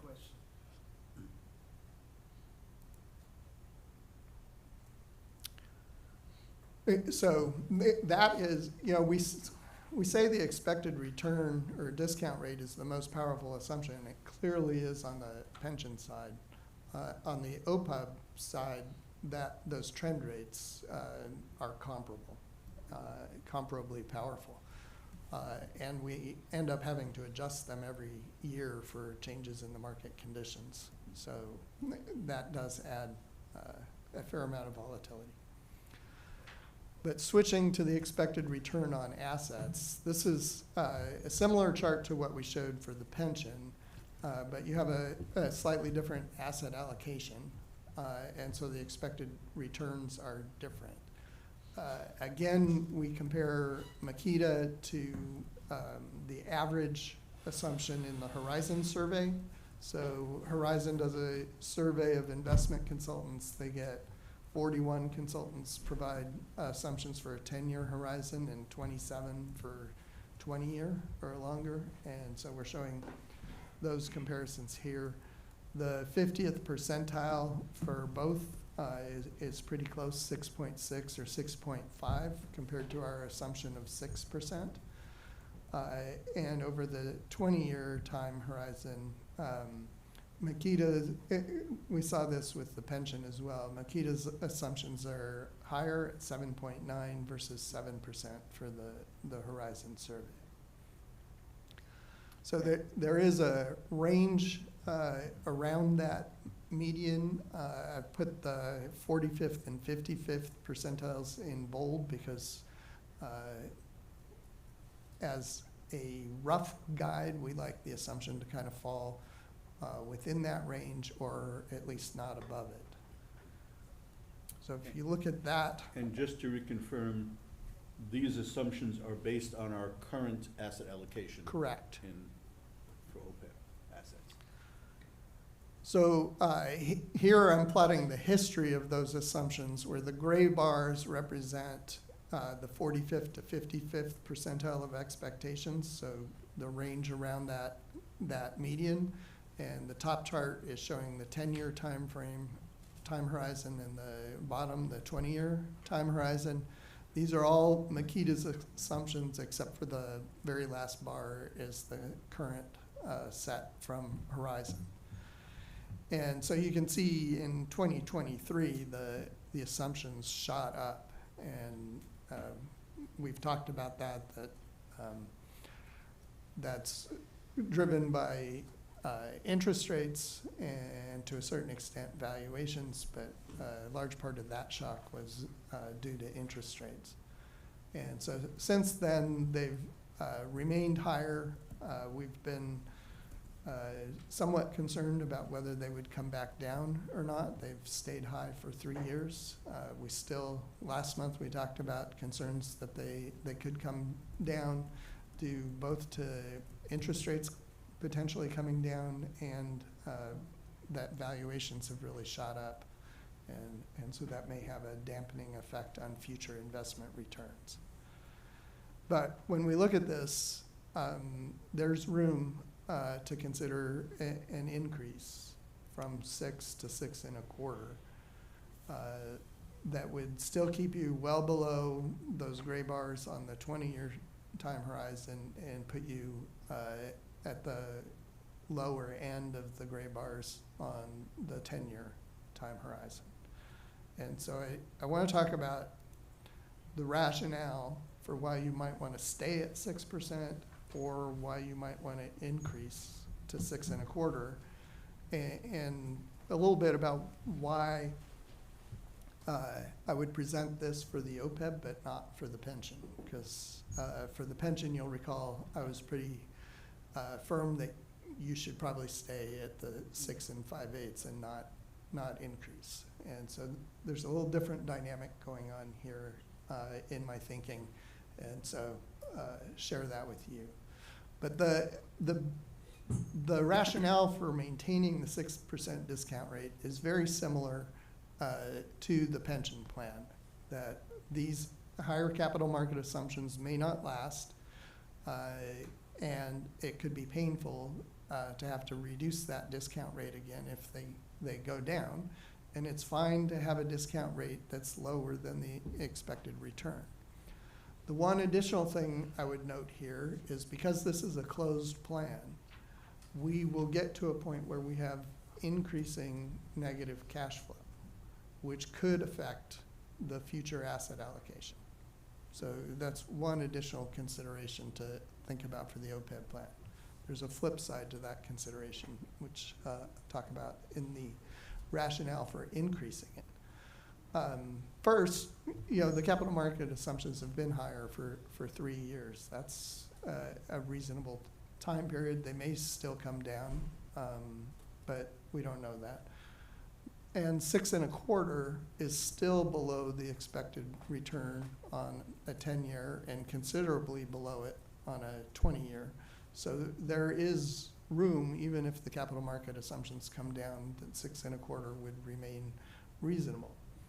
If we do have to reduce the discount rate again, so if we go to 6.25 and then assumptions change and we need to go back to 6, it's not as painful for the OPEB plan. The OPEB plan is way, way smaller than the pension plan. It's like a sixth, or I forgot to look at yours versus the other plan, but I think it's a sixth or an eighth the size of the pension plan. So if you have to increase the contributions, you're talking about much, much smaller contributions. I think that the contributions are almost a tenth of what it is for the pension plan. Instead of 240 million, we're like 24 million.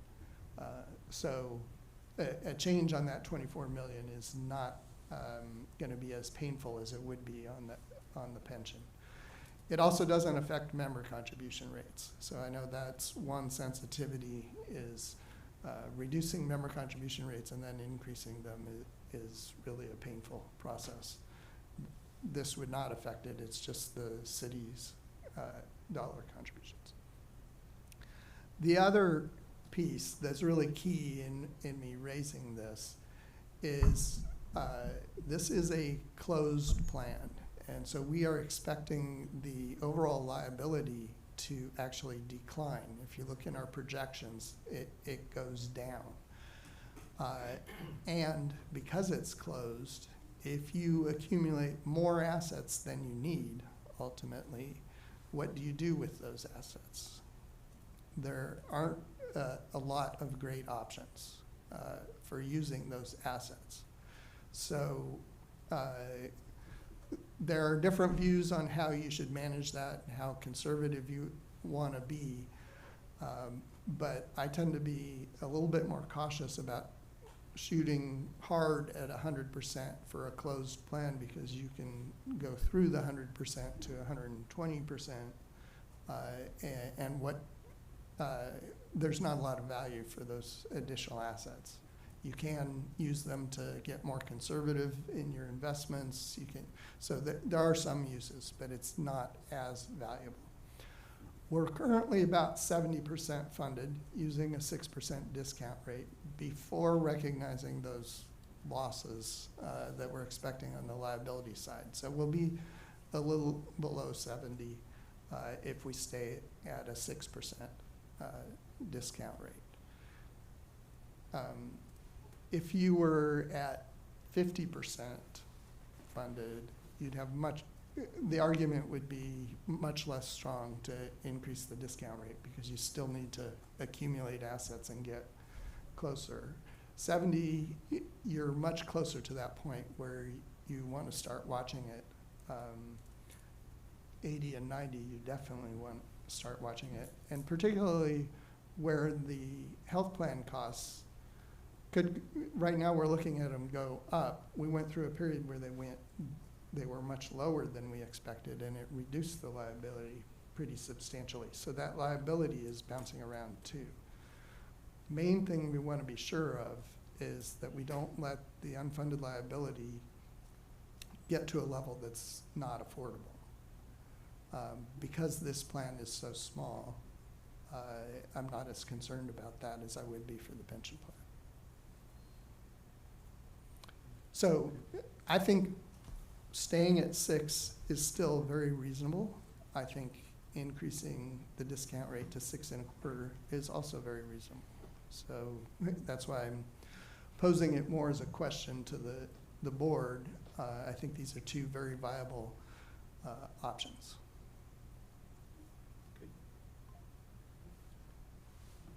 So I'll take questions on that. Is that the end of the presentation? Yeah. Yes, unless you want me to go into the things where I'm not recommending any changes. Well, let's open that for trustee discussion. So is there trustee questions, discussion, proposals on whether or not we want to address any of the no change items on the list?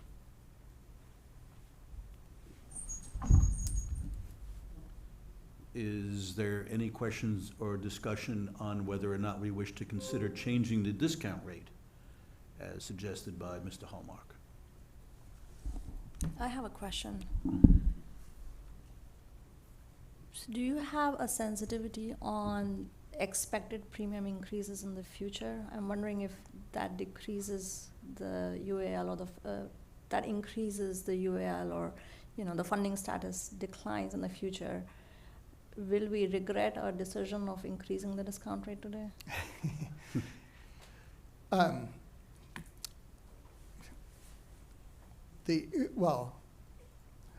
The discount rate is really about the expected return.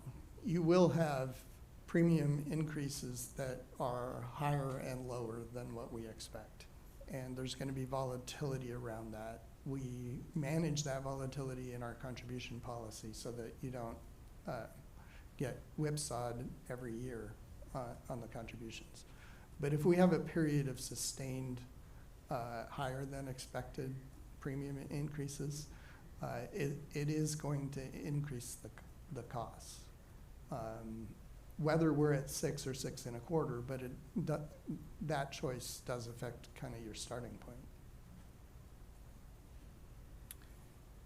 Should those changes, the discount rate is meant to reflect our assumptions about future investment returns. Right. So changes in liability, should they come into our consideration of that? No, I don't think they Okay. should. Only in the sort of sense of whether you want an overall conservative perspective or less conservative perspective. The changes in liability would be reflected in other assumptions that we make. Right. And that you're currently suggesting no change on. So, I would be interested in hearing people's opinion about raising the discount rate to 6 1/4, just as I was interested in that last month for the pension plan in full. I will point out that our achieved 5-year annualized rate of return for the OPEB assets is 8%, considerably above the 6% we are currently anticipating. And I think it would be prudent for us to have the discount rate reflect more accurately, more reasonably where what we have achieved and what we might expect to achieve based on the CMA assumptions. So I wonder if anyone has any opinion on that, if one would want to formulate a motion in that regard. It seems to me to make sense based on his recommendation and on the track record and the fact that it's a closed, it's not, but it seems to make sense, and Okay. I'm happy to make a motion when people are ready. Okay. Trustee Abbott, you seem to be moving closer to the microphone.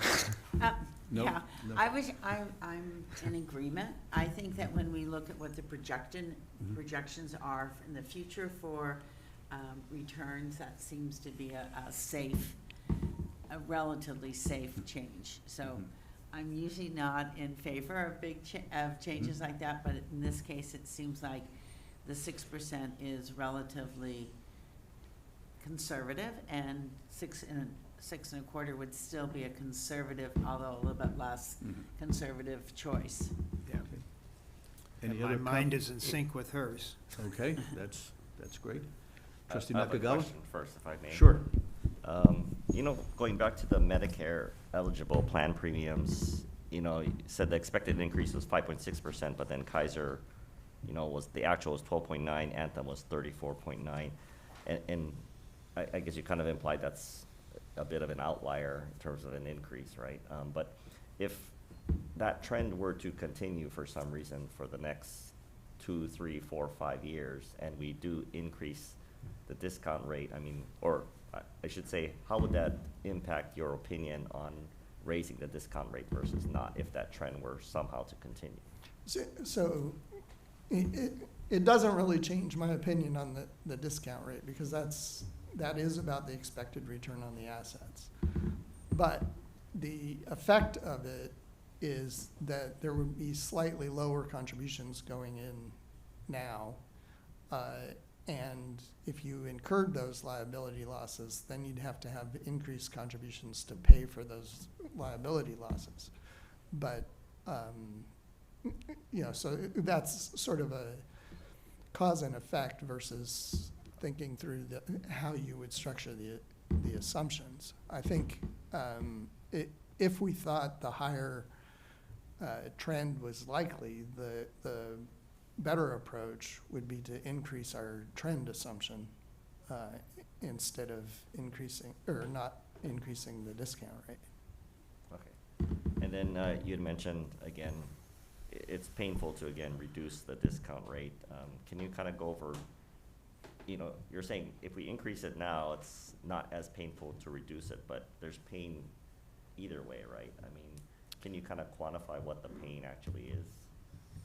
Well, okay, so for the members, their contribution is 7.5% of pay, regardless of what we do, regardless of the discount rate, so it doesn't affect them. But here, you're seeing the city contributions. We were projecting about 22 million. If we reduce the discount rate, that's gonna slightly reduce that contribution. And I'm sorry, if we increase the discount rate, it's gonna slightly reduce that contribution.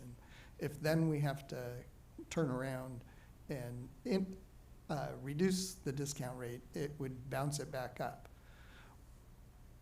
What I'm arguing is that if we do that on the pension plan, that's disruptive to the city's budgeting process and painful, because it's not going to be just a couple $1 million effect there. It's a substantial effect. You free up money in the budget, and then you have to claw it back. Here, I'm saying it's much less painful just because these numbers are so much smaller when compared to the city's budget. So I'm less worried about having to reverse course with this plan, which is a significant part of why I'm okay with increasing the discount rate. All right, thank you. Was there other discussion? Trustee Chandra? I'll make a couple of comments. You leaned in and I moved the mic toward me, so you saw that. I'm watching the You saw that inflections, yeah. gesture. Mhm. I'm in sort of in the same place as everyone for maybe slightly different reasons. I'm a little less moved by our past performance capital market assumptions, because the past is not predictive of the future, and none of us has a crystal ball, and he doesn't, and Makita doesn't, and so valuations could keep going up, because in 2018, Prabhu and I were really concerned about where valuations were then, and we got aggressive, and it worked out. So my fundamental, I just think everything is relative, and it's just too, it's set too, I mean, at 6%, we're significantly lower than the discount rate for the trust, and so, you know, I just feel it's prudent to be at least a little closer to, you know, what we've experienced. And I don't really recall why we set it at 6%. I'm actually a little bit shocked that it was at 6%, to be honest with you. So those are my reasons for supporting an increase. Yeah, I'm not even sure what the history of the discount rate is for OPEB, when it was set at 6%, but it's been there, I think, for the entire time I've been on the board. So And I was perhaps- just gonna ask, isn't the? I think I was here when it was set, so my bad. Okay. My memory's not what it used to be. Okay. I was thinking that the allocation for the OPEB program is more conservative than it is for our pension plan. It is, and that reflects the difference in discount rates. Yeah.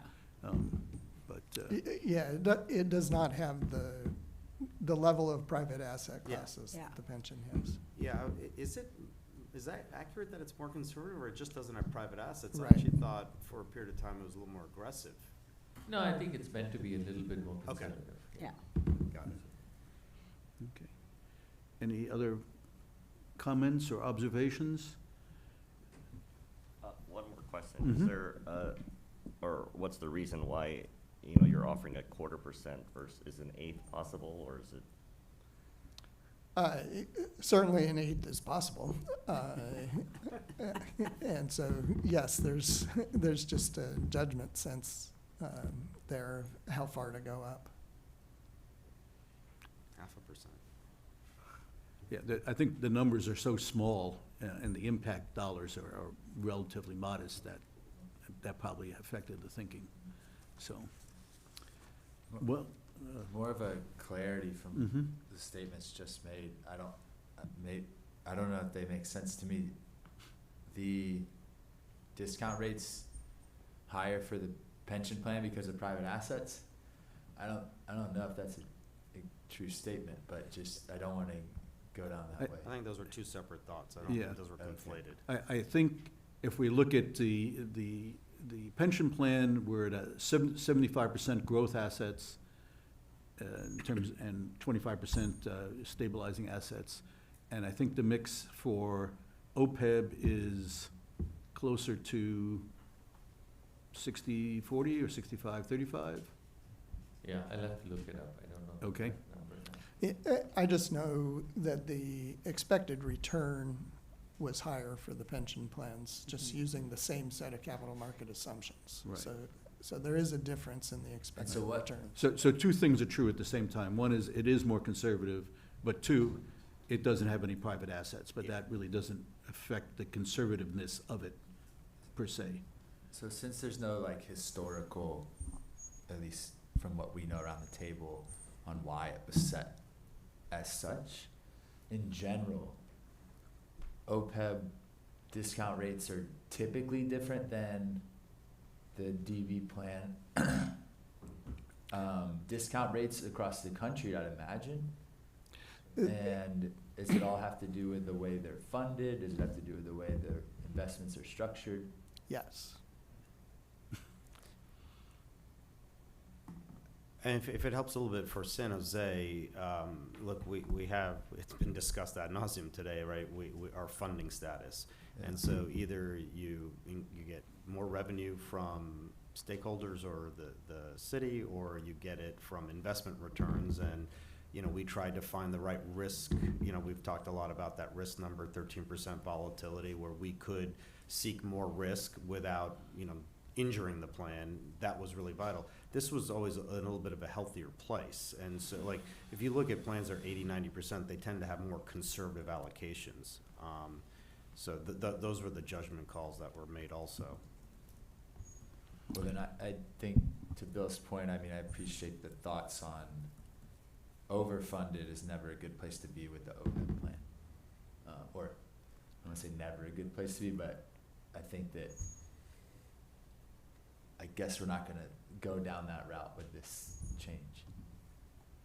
At least that's. Yeah, with a closed plan, if you get excess assets, you may, it gets into legal territory, but you may have to just wait till the last benefit's paid to recover any of those excess assets. Whereas with the open ongoing pension plan, you can use those assets to pay for the continued accrual of benefits by new employees. So there's a whole different value equation to having excess assets between an open and a closed plan. In both cases, you can use excess assets to reduce your risk. So it's not that there's no value. Well, with all that under consideration, would anyone like to formulate a motion? Don't we usually take that after a motion is made? Yeah. So I move that we increase the discount rate from 6 to 6.25. Thank you. We have a motion from trustee Linder to increase the discount rate to 6.25%. Is there a second for that? I second. We have a second from trustee Abbott. We will That na- was Avasti. Avasti. Oh, okay, I saw two hands. I was raising my hand. Okay, it's, No, it's fine. second from trustee Avasti, thank you. Can I raise a question? Sure. We actually need adoption of all of this, and if there's no controversy on the others, Okay. either a separate motion or Oh, it could be yeah, well, added let's to the take same that as a motion. separate motion on all the Okay. other ones. Thank you for reminding me of that. But right now, we're discussing just the discount discount rate. rate. We have a motion from trustee Linder, second from trustee Avasti, to increase from 6% to 6.25%. Is there any further trustee question or discussion on this motion? Is there public comment on this motion? And public comments will be limited to 2 minutes for each commenter. Staff, please. We have Mr. 2 minutes and then you will. Thank you again, Mr. Chair. Boy, this is about the longest I've ever been on a board meeting, you know. But anyway, Imagine how we feel. I still think that the discount rate, it's too low. I think it should be raised up to a minimum of at least 6.75. But, and I agree with, and again, it's hard to identify who's speaking because you don't have separate mics. And I can't recognize some of the voices, but I believe someone had mentioned that they thought, you know, it should be upward, maybe 7%. And I tend to agree with that, but I believe 6.25 is still low. It's too low. So that's my comments. Thank you. Okay, thank you. Any further comment or discussion before we vote? All in favor of the motion? Aye. Opposed? None? Motion carries. It's nice having trustee Avasti on this motion. This may be the last one she makes. It may be, she still has a few more We'll see if we give her chances some more going forward. chances to make something to get on the record. Yes, absolutely. But as Mr. Homework pointed out, we still need a motion, action on all of the other assumptions, the ones that he suggested should be no change. So I'll first ask, are there any particular, if we could bring up that slide again that shows all the motions? So there are changes to the healthcare trend rates, but then no changes to the other assumptions. Okay. So I guess first we need to consider whether or not we accept the changes to the Getson model parameters for the new short-term trends. I'll make a motion to approve those changes. Okay. Is there a second then for that motion? This is just on the first item on the list. Was that trustee Abbott? Okay, I turned away for a second, I can't do that. So we have a first and a second. Any further discussion on that particular item? Is there any public comment on that particular item? There's no comment, so we can vote. All those in favor of the motion to approve the changes? Aye. Opposed? And so now I will ask if any trustee would like to call out any of the following 5 assumptions which are suggested that there be no change. Is there any interest in calling anyone out in particular, or can we take those collectively as an omnibus? Yeah, I was gonna make an omnibus motion. Okay. And we can always discuss after the motion, too. Okay, I guess that's true. I'm not seeing anyone moving towards the microphones, so if that is the motion, to take it as an omnibus. Yeah. And to accept the recommendation by Kyra. Okay, why don't you just, if I may suggest, to accept all the I'll assumptions make a as motion no to change. accept the no change recommendation to the assumptions for the health and dental plan, the future retiree tier elections, in lieu election and coverage duration, in lieu credit tier, and administrative expenses. Okay. And is there a second to that who only needs to say, "I second," without repeating all of that? I second. Okay, we have a second in trustee Abbott. Is there any further trustee questions or discussion on the motion? Is there any public comment on the motion? There is no comment. We can vote. All those in favor of the motion as presented? Oh, I'm sorry. There is in fact a comment. Just got in under the wire. Again, the speaker will have two minutes. Mr. Imamura, you have 2 minutes and then you will be muted. Thank you. Thank you, Mr. Chair. I just think it's kind of ironic, you're only giving me 2 minutes. I'm the only one here, you know, and to have a retiree come to the meeting, you should have a little bit more respect for that. Anyway, and if I wasn't here speaking, you guys would be just talking amongst yourselves all the time, you and the staff. Anyway, so much for that editorial comment. The health and dental plan elections, you know, the retirees unfortunately cannot negotiate their benefits. It's solely up to the unions and the active employees, and they don't seem to have any understanding of what it is to be a retiree. And so, you discussed about Kaiser. Kaiser, for instance, we have a $25 copay. Most plans have at least have $10 or less. That's a huge difference. And on top of that, we have to contribute to durable medical equipment. Well, a lot of plans they don't, they include the durable medical equipment. So anyway, I just wanted to say, we don't have a very lucrative plan for retirees. I can tell you that by personal knowledge. So those are my comments, and hopefully things will change a little bit. Thank you. All right, thank you. I'll simply observe that the actual benefit structure is not something that is under the control of this board. So we are voting now on the motion to accept the various no change assumptions in the model. All those in favor? Opposed? It passes. Okay. I believe that concludes item 5D. Thank you, Mr. Hallmark, for your knowledge and patience. Thank you. I'll see you next month. We're looking forward to it. Yeah, next month will be a big one. Yep, the big kahuna. So we're at audit. Audit 6.2, is there any interest in taking another brief break before we get into the audit? Nope, okay. 6.2, we'll be revisiting the Audit Risk Committee meeting. And Audit Chair Avasti, All right. floor is yours. Yeah, my last update. Mm-hmm. We have a couple of items here. The last joint audit committee meeting was on October 30th, and the next meeting is on February 19th.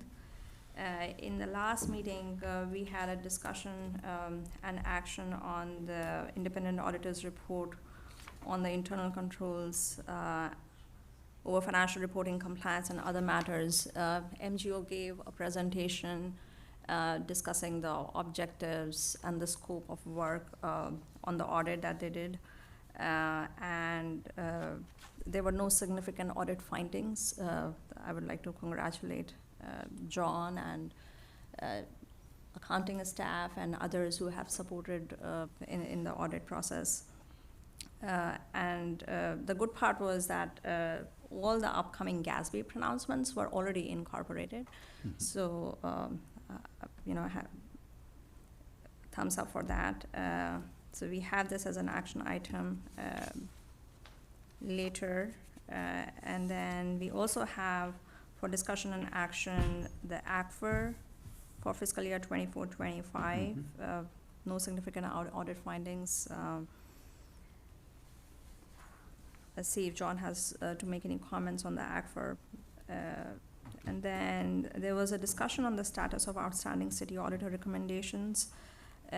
In terms of the outstanding, I believe there was one outstanding city auditor recommendation in the June report to the council, which I believe is now closed. So when the city auditor will make the next report to the council in December, it will most probably be reflected as a closed auditor recommendation. Mm-hmm. The rest of the recommendations are all completely implemented at this point from the city auditor's report. And we also had discussion and action on the status of outstanding internal audit recommendations. If you recall, there were 25 recommendations which were proposed as completed in the past, and today we have an action item to propose complete 8 internal audit recommendations. Mm-hmm. And when we hear that item, I'll request John to give more background on how we classify them, or okay, how the staff and he classifies them as proposed complete. And then there was a discussion in the last audit committee meeting on the status of FY24 financial audit recommendations. There was a recommendation in the fiscal year 24 audit related to the reporting on unfunded commitments. So there was some discrepancy because of the lag in reporting, and staff has been working very diligently to implement that recommendation, and the discrepancy has minimized over the years that staff is working on. So we'll see if you have any comments on that. Discussion on status of outstanding penetration testing recommendation. This was also discussed, and it's kind of like classified because of there's a closed session, this is essentially a closed session item, and there's a status report attached. Essentially, I don't have the numbers right in front of me, but most of the recommendations are implemented. I think there's only one high priority recommendation, which was pending at the time of the last audit committee meeting, and maybe John can provide an update if that's closed or not. And then we already heard from John on the status of internal audit services contract with Baker Tilly. Okay. So we will receive and file the minutes, and then move to item 6.2C, which is action on the MGO external auditor report. And So for this item, we have two separate actions we'd like the board to take. One is the acceptance of the independent auditor's report on the internal controls over financial reporting, compliance, and other matters based on the audit of financial statements performed. And then the second item is we'd like the board to accept the internal auditor's management letters, comments, and recommendations regarding audit findings. These were both presented by MGO at the audit meeting that Trustee Avasti just discussed. Okay. And was there a recommendation by the committee? The recommendation is to accept the report. To accept. Okay. So do we need two separate items here? Two separate Yes, please. motions? Okay. Further questions then on the first item, which is the internal auditor's report on internal control over financial reporting. I'll make a motion Okay. To accept? to accept the report. Okay. The internal independent auditor's report. Is there a second? I second. We have a second, first from Trustee Avasti, a second from Trustee Abbott. Any further discussion or questions from trustees? Any public comment on this agenda item? No comment. We can vote. All in favor of the motion? Aye. None opposed? Then we have the management letter, comments and recommendations regarding audit findings. Are there any questions or discussions on this item? If not, anyone care to make a motion to accept? I'll make a motion to accept the independent auditor's management letter comments. Okay, and is there a recommendations. second? Second, first from Trustee Avasti, second from Trustee Abbott. Any further questions or discussions from trustees? Any public comments? There's none. We can vote. All in favor of the motion to accept? Aye. Very good. Item 6.2D, discussion action on approval of the ACFR, which was included in any, I'll just make a Okay. brief comment. This document was presented at the last audit committee as described by Trustee Avasti.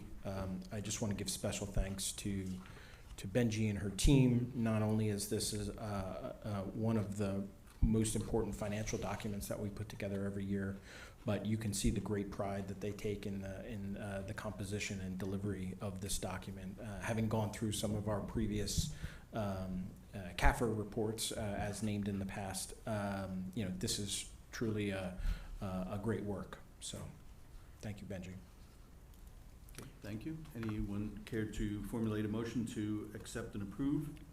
I'll formulate a motion to accept and approve. Thank I you. just wanted to add that I also think that this has been a really great accomplishment. And every year they look better and better in addition to having excellent results, so, It's our biggest publication of the year, yeah. for sure. By volume, for sure. So that's a motion from Trustee Abbott. Is there a second? Second. Second from Trustee Linder. Any further discussion or questions from trustees? Any public comment? There is none. We can vote. All in favor of accepting? Thank you. Aye. Unanimous. And finally, 6.2E, discussion action to accept the 8 internal audit recommendations as complete in the absence of an internal auditor. Do you want to address these, John? Sure. Just to include it in your agenda today is also the internal audit dashboard Just to follow up on Trustee Avasti's comments, we currently have three outstanding high internal audit items. After today's, assuming the board agrees with the recommendation from staff to the audit committee and the audit committee to the boards, we'll have 17 outstanding items of the 76 that were included in the audit reports as they stood, at least as at the time that I started.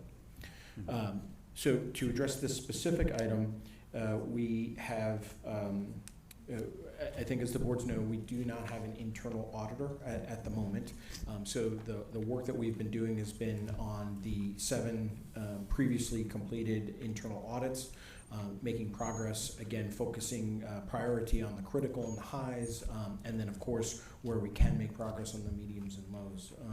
At a previous meeting, through staff work and some administrative cleanup, we recommended closing or completing 25 items.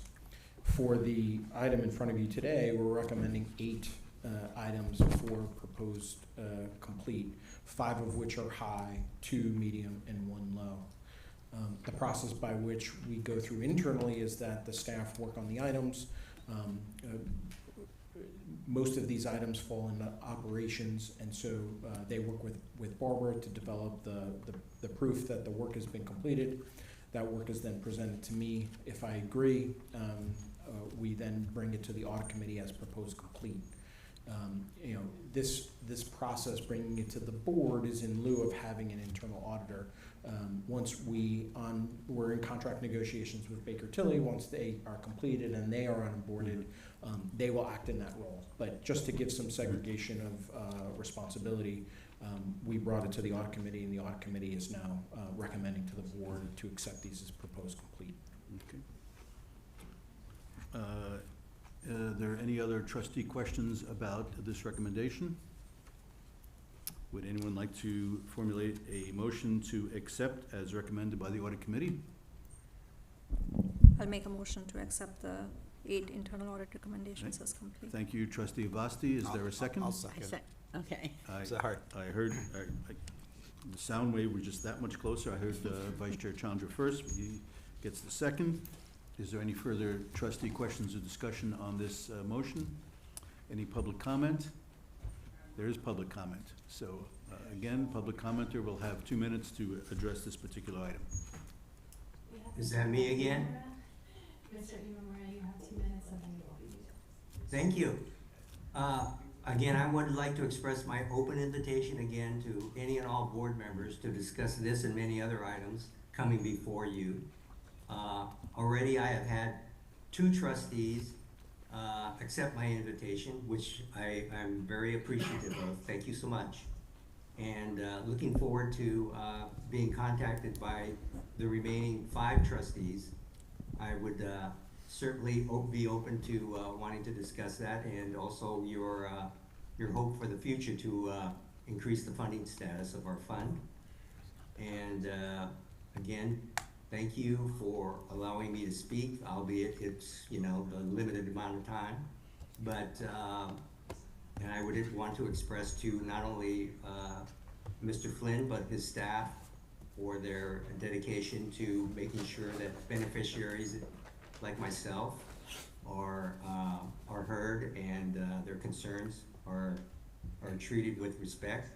And also on behalf, I'm also a taxpayer, and also hope that the fund and the board will take their job seriously. Make sure you read your packets before you come to the meeting. And with that, again, thank you, and have a happy, healthy, and safe Thanksgiving holiday. Okay, thank you. Any other public comments? There are no further public comments. Are there any further trustee comments or questions on this agenda item? If not, we can vote. All in favor of accepting the internal audit recommendation? Opposed? Aye. None. Passes unanimously. I believe, thank you. Thanks you to the audit committee for this detailed work, which is probably not as recognized as it should be. Go out with a bang. Yeah. I believe we still need to clear agenda item 6.6, Joint Personnel Ad Hoc Committee. Vice Chair Chandra? Not really. We covered that in the JPC remarks. Did we? Okay. Is that something we need to remove from future agenda items, or is there something still open about this that? The committee still exists. Okay, so okay. Agenda item 7, education and training. All various opportunities for us to expand our horizons. Are there any proposed agenda items? Seeing none, at 11:06, we are adjourned. Thank you all. Thank you. And have a happy Thanksgiving. We will see you back in Recording December. stopped. Thank you, Mr. Chair.